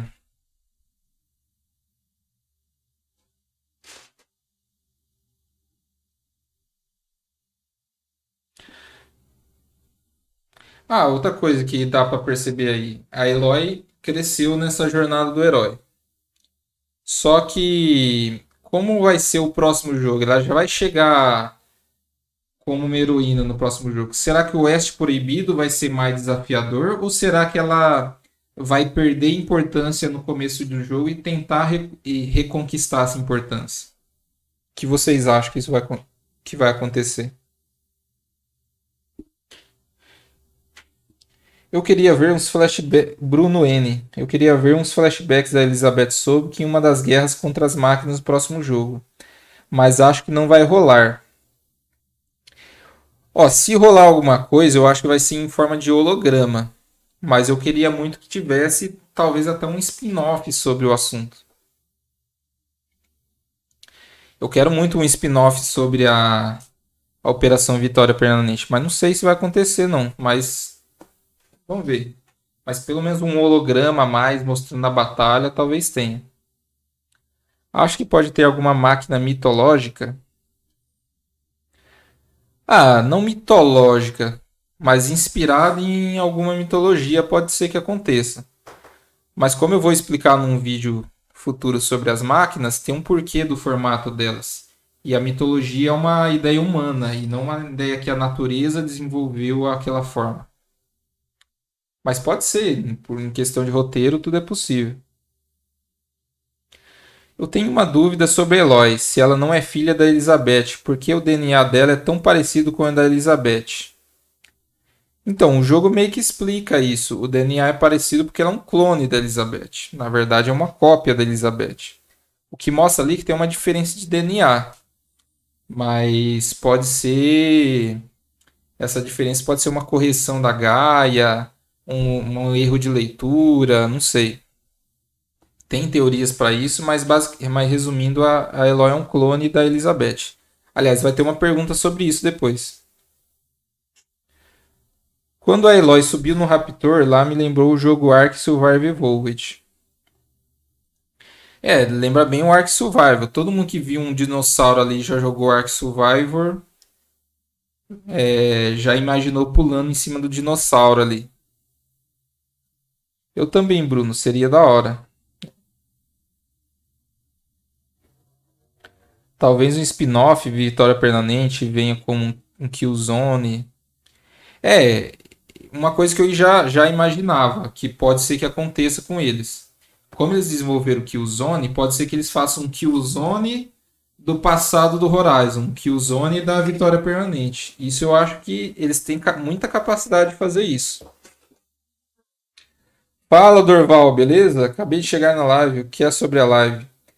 Então, Durval, tô falando sobre o podcast da Guerrilha e falando sobre a lore aí também, sobre teoria, tudo.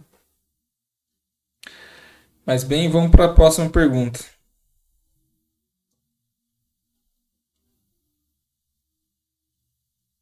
Chantei. Você acha que ocorreu a muitos jogadores quando chegamos ao fim do Criador que Herói era um clone de Elizabeth? Então aí, ó, Hal, essa é a pergunta que você está fazendo. Quando chegou lá no fim do Criador, se o que eles achavam que o jogador pensou naquela hora. Eu acho que sim. Então, basicamente, a forma como isso foi escrito foi: você obtém essa grande revelação, certo? Então você chega no fim do Criador e tem conversa com Ted Faro e com Elizabeth Sobe, que é aqueles hologramas. Então o que acontece imediatamente depois? É você falar com Silence. E você pode perguntar a Silence um monte de coisa, na verdade. Acho que ele realmente não quer responder as perguntas, mas você pode responder a um monte de coisas. E se você olhar para aquele diálogo do jogo, você realmente está focado em todas essas possibilidades de ficção científica do que está acontecendo com Eloy e Elizabeth Sobek.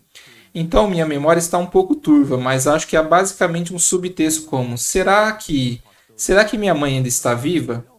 Ela poderá de alguma forma ter sido congelada? Existem todas as possibilidades diferentes sobre as quais você pode perguntar a ele. E também funciona muito bem, porque o jogador não sabe muito sobre os fundamentos da ficção científica do mundo naquele ponto, certo? As grandes revelações ainda estão chegando. Então este é o ponto em que podemos realmente provocá-lo. E Silence foi incapaz de dizer: oh, talvez seja isso, talvez seja aquilo. Mas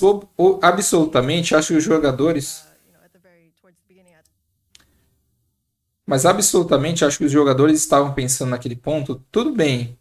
Provavelmente não é uma coisa de mãe e filha diretamente, porque como isso realmente funcionaria? Portanto, a clonagem deve estar em suas mentes em algum momento. Jogando no começo, logo após a aprovação, quando Eloy acorda na montanha e vê aquela gravação de seu foco, ou a partir do foco do eclipse, você vê essa imagem de Elizabeth.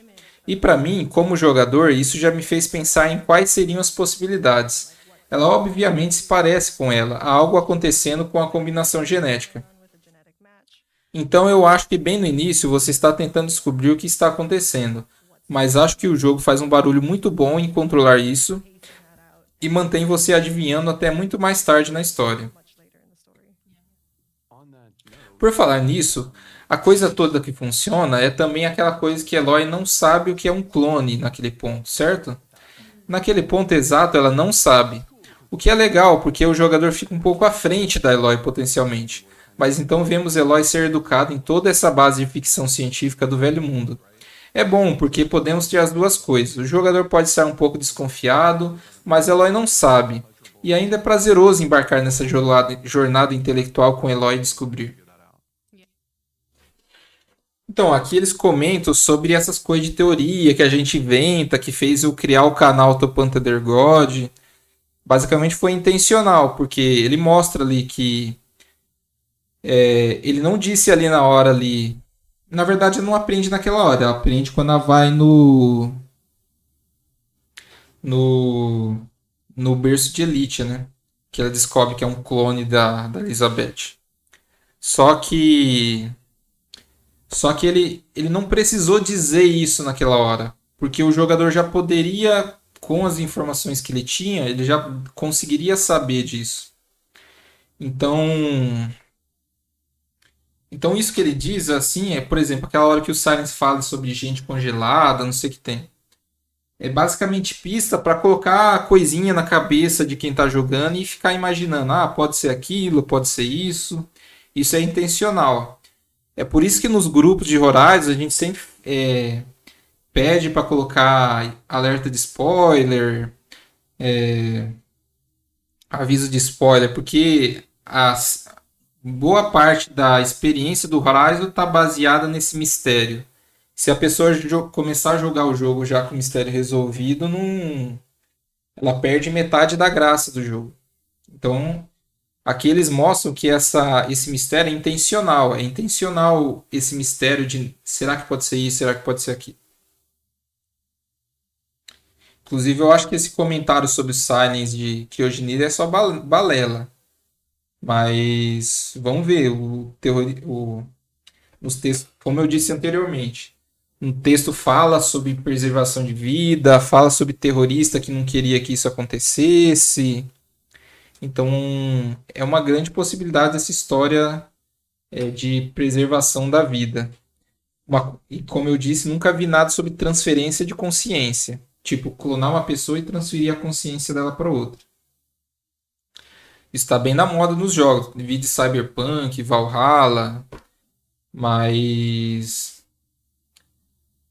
Mas no Horizon isso não foi citado. Então eu acho que é bem mais provável essa coisa de que tem antigo congelado. Eu também. Imagine se tem easter egg no jogo com um dinossauro de verdade, com um animal de verdade no jogo que foi clonado. Olha, é possível. Porque pensa assim, o Artemis lá, que é. Não, Deméter. Artemis é enfim, Deméter lá que cria os animais. Ela pode criar um clone, se ela tiver material genético para isso, ela pode criar, por exemplo, um dinossauro, um mamute, uma preguiça gigante, basta ela ter o material genético.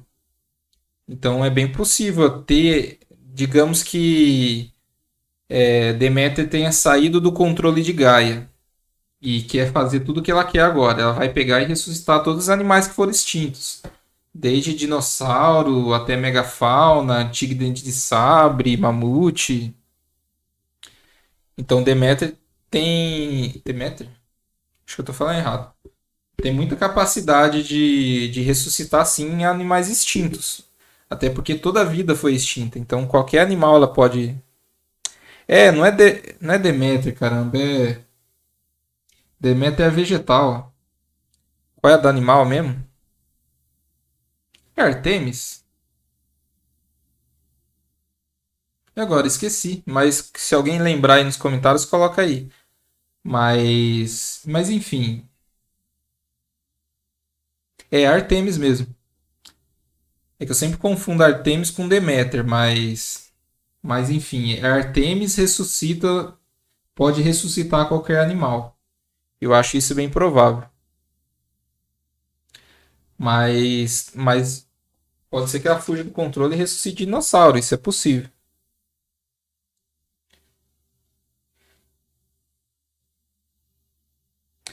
Marli Gomes, será que a Eloy vai ver a própria vida ou vai se aprofundar na vida da Elizabeth?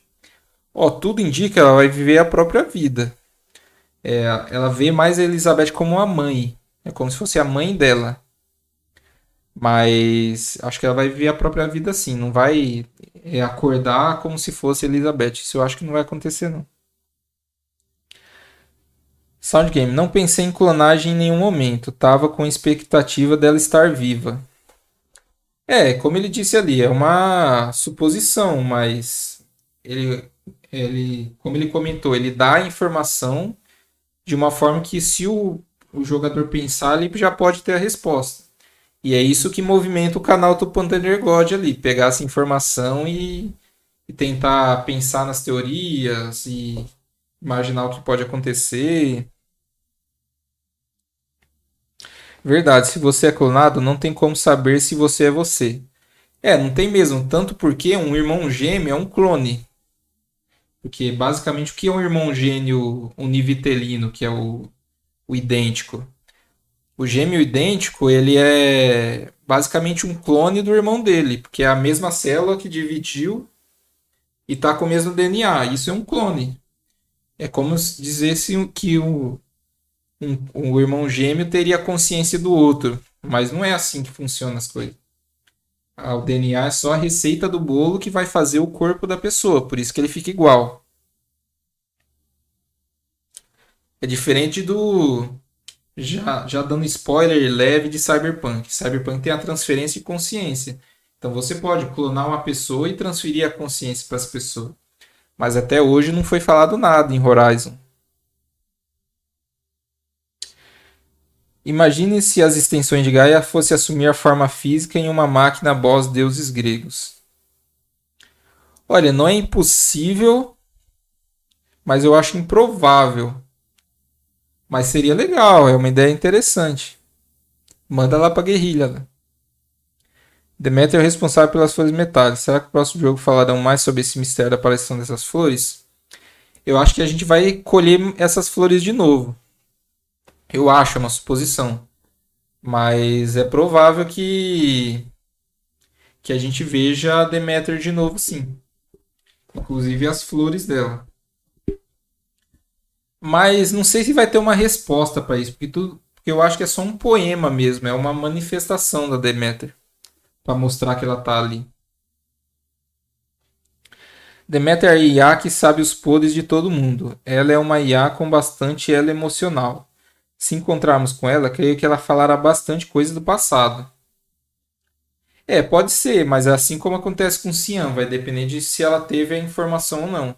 Cian, a única informação que teve é que ela conversou com o chefe dela. Deméter pode ser a mesma coisa, só o que conversou com Elizabeth soube, que sei lá. O H ia ficar no foco da Eloy, tipo como um conselheiro igual fantasma do jogo Destiny. Isso também seria interessante. Ela substituir o papel do Silence ali. De entrar no foco e ficar falando pra Eloy o que ela tem que fazer. Esse tipo de coisa pode ser que aconteça. Será que os alfas voltam? Os alfas em si eu acho que não volta não. Porque tudo leva aqui que quase todos eles foram mortos. O que eu acho que pode acontecer é igual tem um vídeo lá que eu fiz que tá faltando um alfa lá. Tem um dos alfas que fugiu. Eu não acho que é erro deles, mas eu acho que um dos alfas fugiu. Por causa daquele vídeo que eu fiz lá sobre o mistério da morte dos alfas. Mas todos eles eu acho que não. O corpo deles está ali mortinho.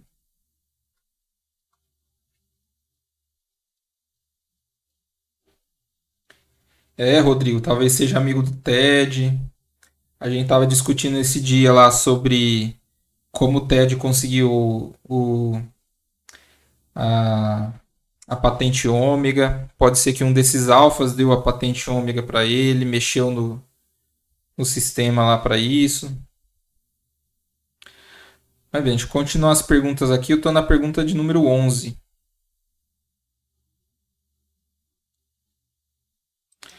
No final da história, Eloy recebe dois golpes muito rápidos. Depois de descobrir que Ted Faro apagou os arquivos do Apollo, assassinou todos os alfas que Elizabeth se sacrificou, que emoções Eloy estaria experimentando na época, já que ela também lidava com ouvir Silence em seu ouvido, que não era particularmente gentil. Aí, ó, Rodrigo, essa pergunta é exatamente sobre essa parte da história, sobre a morte dos alfas lá.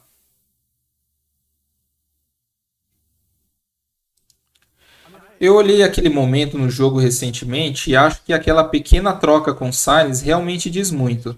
Acho que Eloy tem algumas opções diferentes lá, mas na verdade se resume a: olha, cara, você pode pensar no sacrifício de Elizabeth e nas reações e ele como um sentimentalismo desnecessário.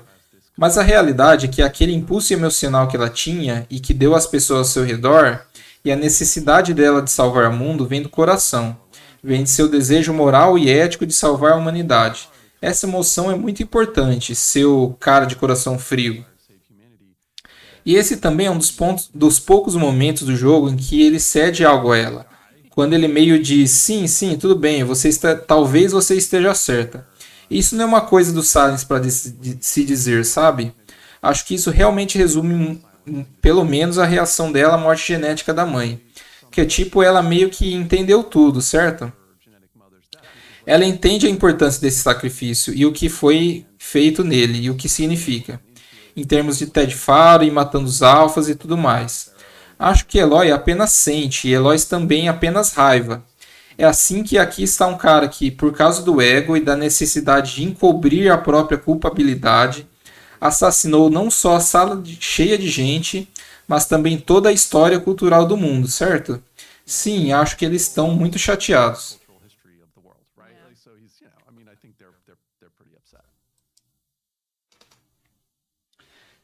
Aqui ele comentou sobre a morte do Alpha, sobre o sentimento. Ela simplesmente viu aquilo e falou: putz, o cara simplesmente foi lá e acabou com toda a cultura do mundo só para se safar. É mais ou menos essa ideia que eles tentam passar aí.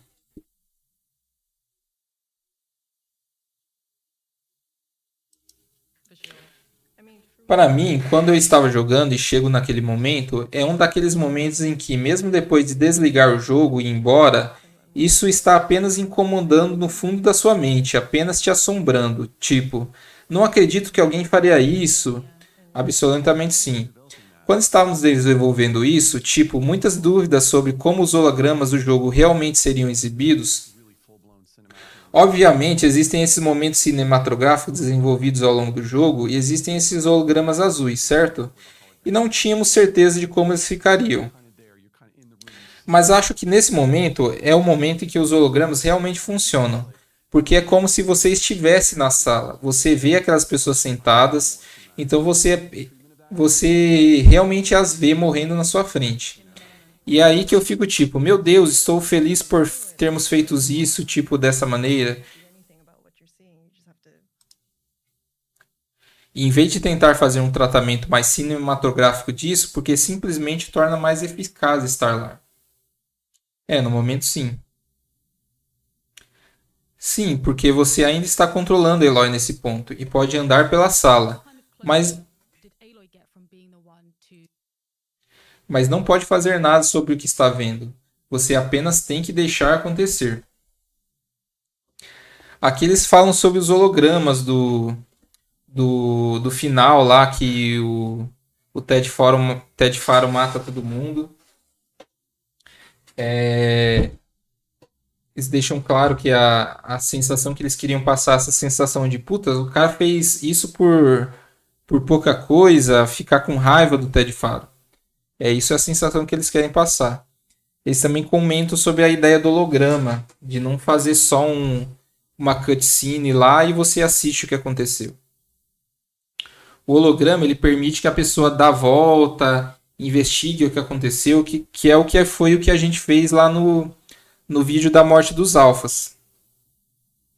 Eu peguei e dei uma volta para conseguir enxergar se todos aqueles corpos que estavam no chão, se todas aquelas pessoas que estavam na sala, os corpos delas estavam no chão. E dá para ver que não, faltou uma pessoa ali.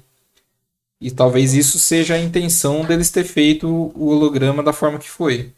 Para o jogador ir lá investigar e ter as conclusões dele. Ah, e o Ben também revelou que ele teve que rever essa cena. Então pode ser que ele teve que rever essa cena não porque ele reviu o jogo do Horizon Zero Dawn, mas porque ele reviu essa cena no Forbidden West. Pode ser que isso aconteceu. Assim como a cena final também, que ele disse que teve que rever. Então pode ser que ele teve que rever essa cena por causa disso.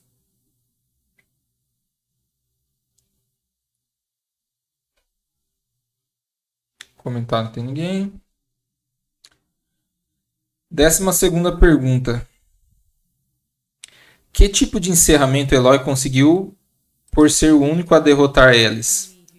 Um inimigo que levou o Rost, que tirou seu relacionamento fluorescente com Vala no início do jogo. Acho que Eloy diz isso muito bem. Então eu voltei e olhei aquela parte e esqueci o quão afiada ela é com Hellis, e o que é compreensível. Mas basicamente o que ela está dizendo a ele é: você não importa, certo? Existem 3 sabores diferentes e um deles é literalmente: eu não tenho tempo para isso. Certo? Eu não tenho tempo para isso. Tenho negócios urgentes. Outros assuntos. Como a cidade desmoronando. Hades é o verdadeiro inimigo que deve ser tratado. Mas eu acho que isso também é muito importante. Que obviamente, é claro, há vingança envolvida para Rost. Em 2 opções naquele momento ela diz: vire seu rosto para o sol. Porque este é o momento em que ela corta a garganta, portanto há vingança, sem dúvida. Mas no final ela sabe que não é o principal antagonista, certo?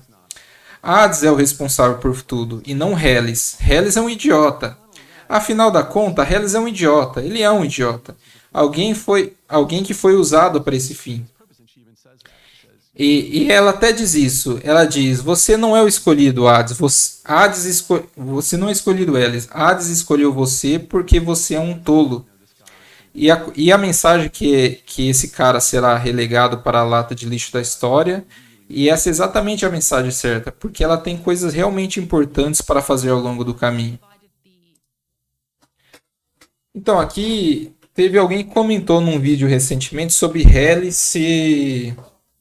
ser o clone de algum dos alfas de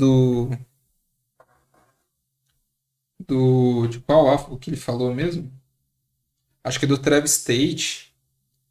Mas na verdade o Hellis, ele, como ele acabou de dizer aqui, ele é um idiota. Ele acha que ele é o escolhido e Hades escolheu ele por causa disso. Então Hellis não tem nada especial. Se não fosse o Hellis, seria outra pessoa. Mas ele foi só uma pessoa que Hades usou.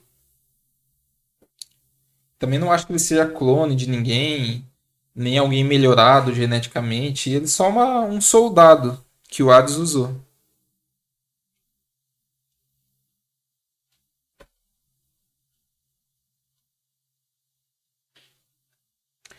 Bem, a pergunta 13.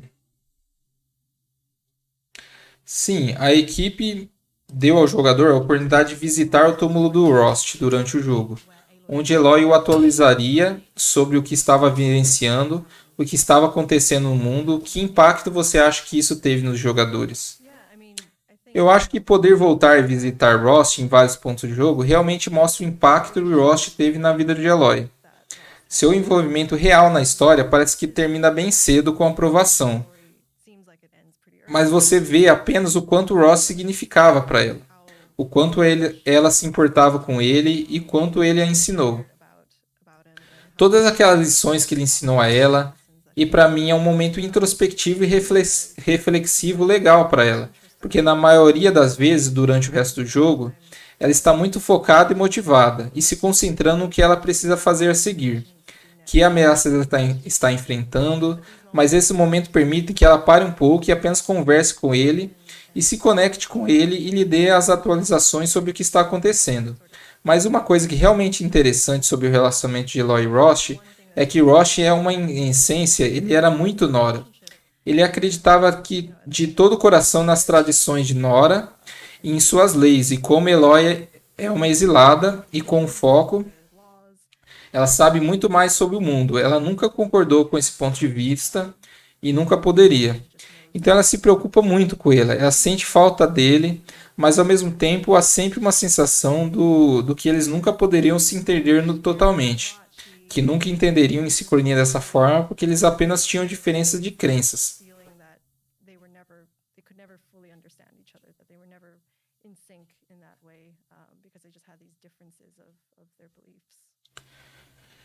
Essa é uma das coisas que eu realmente gostei na forma como esse diálogo é escrito, porque não tenta resolver o relacionamento deles. Ele tenta expandir um pouco mais e dar alguma profundidade, e também meio que recapitular a história e faz todas essas coisas. Mas nunca está tentando dizer isso que isso acabou, ou que isso teve um final feliz completamente.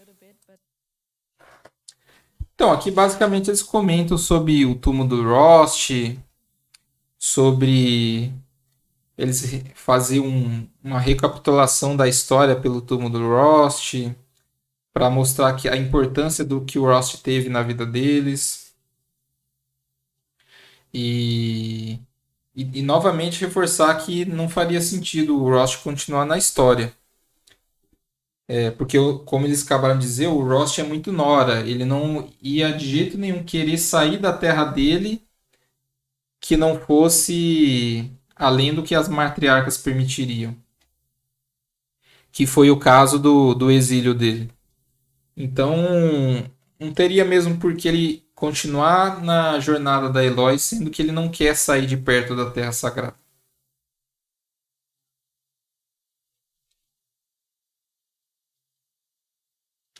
Ele morreu muito rápido, era para ter sobrevivido à explosão. É, pode ter sobrevivido, mas igual todo mundo tá falando ali, ele é muito mais importante o ensinamento que ele deixou para Eloy do que ele em si.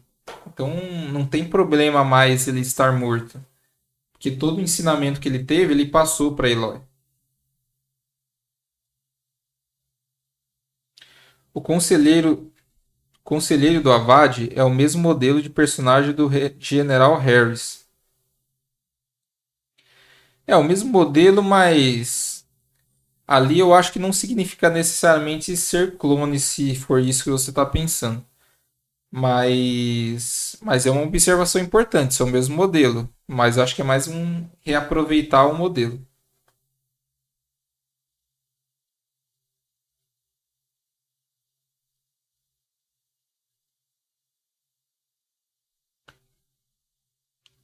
Anisandem.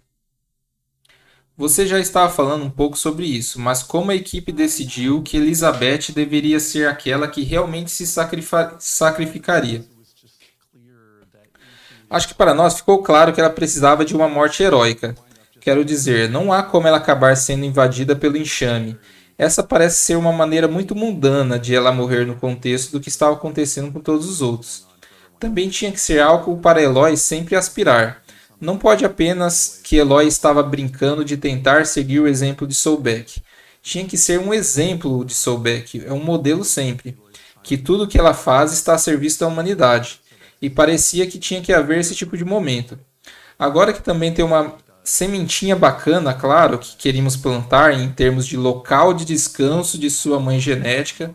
Na verdade, é uma linha que eu esqueci, mas bem ali onde ela diz. Ela disse que queria ir para casa. Eu me pergunto, e se Silence fica tipo, o quê? Ela fica tipo, nada. Mas aquela sementinha ajuda a plantar o epílogo, e ela vai descobrir isso. Acho que funciona em vários níveis, mas na maioria das vezes era tipo, isso tem que ser épico, certo? Tipo, como ela poderia? Sua vida é épica, seu impacto no futuro é épico. Como sua morte poderia não ser épica?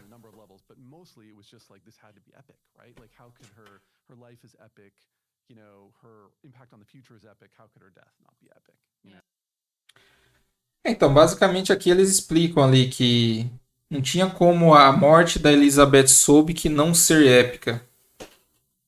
A morte dela tem que ser épica. Então eles criaram essa historinha de deu defeito na porta e a pessoa tem que ir do lado de fora da porta manualmente para fechar e essa é a única saída para acontecer.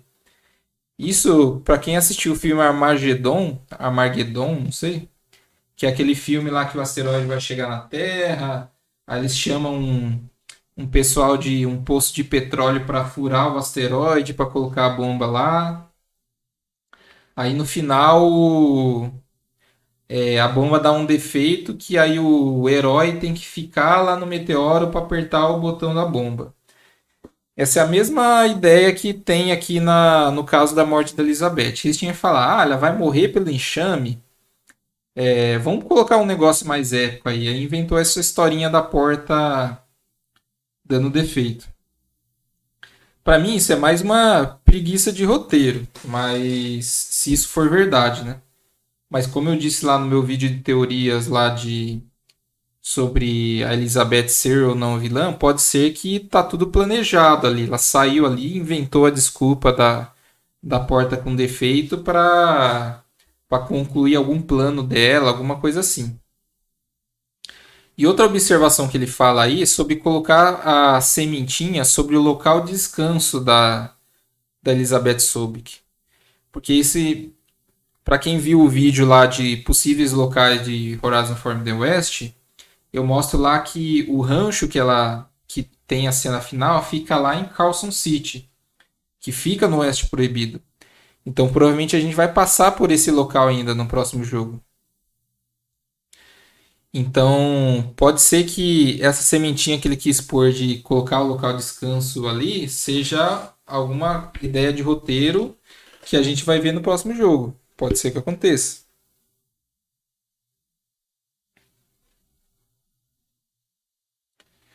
É, Acho que ninguém comentou nada. E agora, finalmente, para a última pergunta.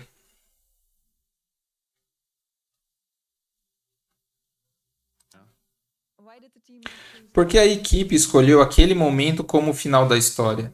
Esse fechamento super emocional da jornada de Eloy. Acho que há muitas maneiras de ver o jogo. Em sua essência, é um caçador de máquinas tribal que está lutando contra essas máquinas. É ambientado neste belo ambiente natural. Tem todas essas tribos que são interessantes. É um jogo de mundo aberto. Tem muitas alternativas, futuro, elemento de ficção. Mas quando você está tentando desenhar uma história como essa, no final das contas, uma história como essa tem que ser sobre o protagonista e um desejo.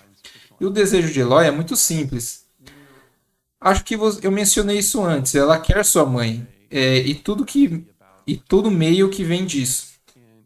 Você não pode ter aquela história em que ela não encontra a mamãe, certo? Ela encontra sua mãe de várias maneiras diferentes, certo? Mas preciso do momento onde ela sinta um pouco do abraço da mãe. E esse é o momento. A história simplesmente não está completa. A menos que ela consiga o que quer, e o que ela consegue é uma espécie de abraço. Aquele abraço é verbal, certo? Como, bem, se eu já tivesse uma filha, gostaria que ela fosse exatamente como Eloy. E você ouve, sente, vê Eloy sentindo. Sente Eloy sentindo, tudo se junta. E a razão pela qual tudo se junta não é apenas porque é uma ótima cena. Ela vem junto porque é disso que se trata o jogo. É sobre uma mulher que está tentando descobrir sua origem e finalmente tenta se conectar com os pais que ela nunca teve.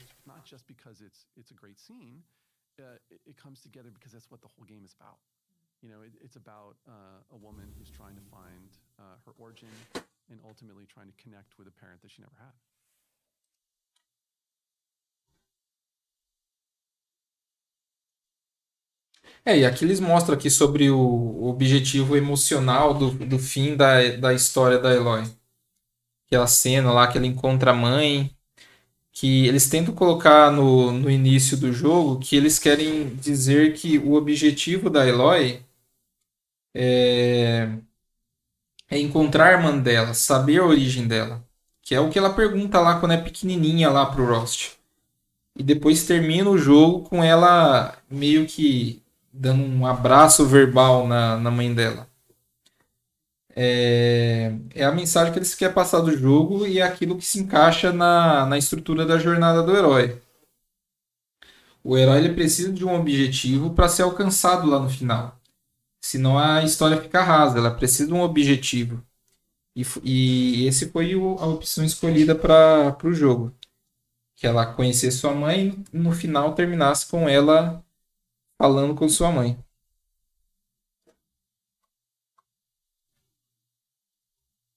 Senão ficaria uma história inacabada, né? Acha que Ted Faro está vivo ainda? Ele ficou em sono criogênico esse tempo todo? Então, é como eu disse ali na parte sobre criogenia. Eles jogam ali meio que verde para colher maduro para a pessoa achar que vai ter criogenia. Só que talvez não seja do jeito que a gente está pensando, não sei. Mas eu acho que as informações que o jogo passa não é à toa. Tem muito texto falando sobre criogenia, sobre preservação da vida. Então é bem possível que ele esteja em sono criogênico. Mas tudo indica que a gente só vai ver no próximo jogo mesmo. Ou não. Mas pode ser que não o Ted Faro seja vivo, mas o Farzenich que foi para o espaço talvez esteja vivo. Será que vamos passar próximo da casa de Elizabeth em Forbidden West? Fique em Nevada, não? É, fique em Nevada. Eu tenho um vídeo lá que eu mostro a localização, inclusive com o local no Google Maps estimado ali. Mas fique em. Na verdade, não é nem em Nevada, já é na Califórnia, acho. Não, é Nevada, sim. Mas é bem provável que a gente passe sim naquele rancho, sim.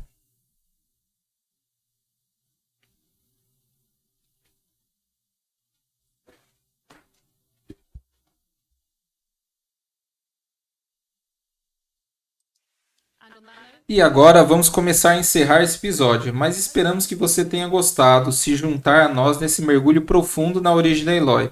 Muito obrigado, Ben e Anne, por se juntar a nós hoje. O que você achou desse episódio? Quer dizer, é sempre divertido falar sobre Eloy e sim, é ótimo. E também é divertido apenas relembrar o desenvolvimento do jogo. Sim, concordo. É muito bom falar sobre Eloy e reviver o início de suas aventuras em Horizon Zero Dawn. early part of her adventures in Zero Dawn. Yane, muito obrigado por ser co-apresentadora. Como você achou desse episódio? Muito interessante. Muito obrigado por vir ao podcast de hoje. Deixe-nos saber o que você pensa nas redes sociais. Você pode nos encontrar no Twitter, Instagram e YouTube. E se inscrever no canal TupanTederGod no YouTube. Você também pode nos informar por meio da hashtag HorizonGaiaCast. Este é apenas o início de uma série. Estamos de volta com um novo episódio muito em breve, onde daremos uma olhada no século XXI, incluindo alguns eventos significativos ocorreram antes e durante a Praga Faro. Tchau! Então aqui ela diz que o próximo episódio vai ser sobre a Praga Faro. Provavelmente vai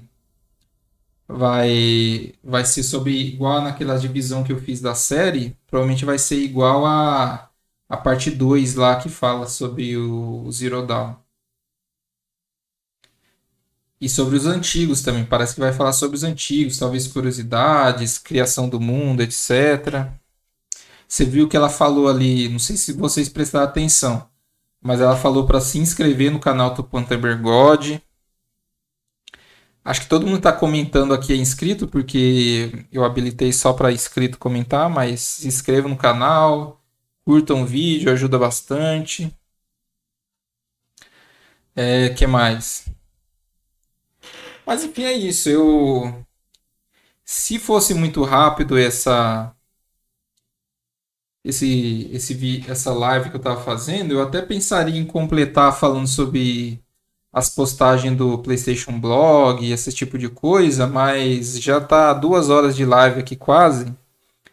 Então acho que o de que é de interessante, acho que é isso. Mais alguém aí tem alguma coisa para comentar? Qualquer coisa eu faço outra live também. Parece que bastante gente gostou da live. Questão de público, acho que foi a live com mais público que eu tive. Até mais do que jogando videogame.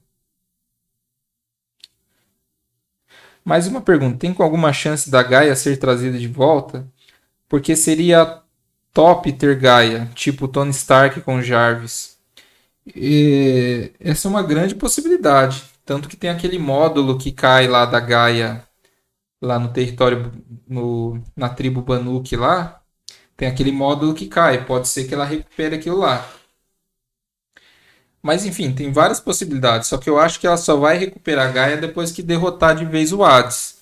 Porque senão o Hades toma conta de Gaia e acabou a vida também. Então tem que resolver o problema das IAs que se dispersaram para depois correr atrás de recuperar Gaia. Porque se que recuperar Gaia e Hades invade de novo, o mundo acaba do mesmo jeito.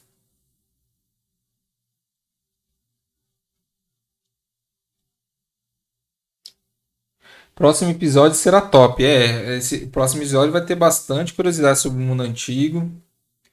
Aquelas curiosidades tipo extinguir o mosquito, esse tipo de coisa, a gente vai ver. Vamos ver. Já vi um vídeo em que em Zero Dawn dá para ter acesso ao rancho Soulbeck. Não sei como conseguem isso. Aparece uma fogueira bem longe da área jogável do mapa. Então, o que eu acho que você viu, Anecoel, é que tem mods do jogo de PC. No jogo de PC dá para você fazer umas modificações ali nos arquivos do jogo. Aí ele não tem mais aquele limite de mapa que tem no PlayStation. Aí você consegue em qualquer lugar do mapa. Só que todas essas áreas que mostra no jogo que a Eloy não tem acesso, tem no mapa do jogo. Só que a Eloy não tem acesso. Só que a partir do momento que você modifica lá o jogo, você consegue chegar até lá. Inclusive o monte que a Eloy é batizada tem lá.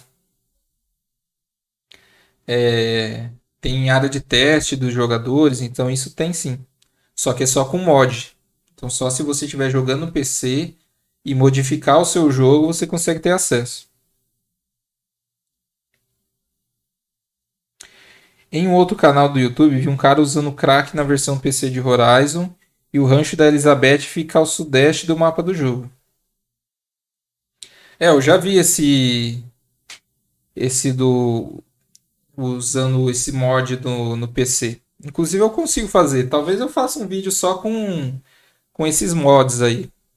Mas não necessariamente o rancho Soulbeck fica geograficamente naquele lugar. Nos textos do jogo mostra que a Eloy nasceu em Carson City. E Carson City fica bem a oeste ali do estado de Nevada. Mas ali é, como eu disse, é só em questão do desenvolvedor fazer um mapa ali para fazer a cutscene ali. Mas não necessariamente no próximo jogo ele vai estar naquela localização. É só uma questão de desenvolvimento do jogo. No PC eles mexem nos arquivos do jogo. Eu vou indo. Valeu, Tuban. Valeu. Muito obrigado a todos que assistiram até aqui. Talvez eu faça mais lives discutindo a lore. Eu vi que tem bastante gente que quer discutir aí. 2 horas para mim foi até bastante, mas uma live de 1 horinha aí talvez seja bom.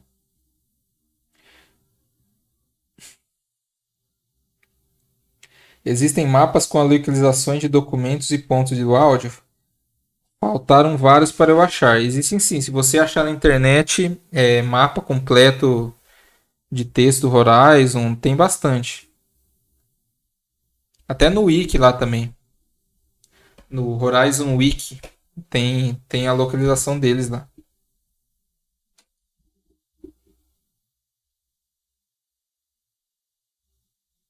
Então, né, é mais questão de desenvolvimento também. Mas quem sabe eu não faço um vídeo com todas as localizações dos textos.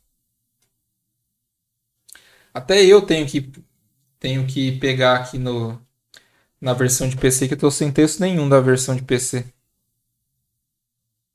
Mas beleza, muito obrigado por assistir até aqui. Provavelmente vai ter mais live assim, porque vai ter mais podcast. Vamos ver se dá certo. E é isso aí. Muito obrigado por assistir até aqui. Nos vemos nos próximos vídeos. Talvez sobre. Tem vídeo de Cyberpunk que eu quero postar também, mas em questão de Horizon vai ser das máquinas, provavelmente. Mas muito obrigado por assistir até aqui. Foi muito bom essa live, dos seus comentários. E adiante, APV!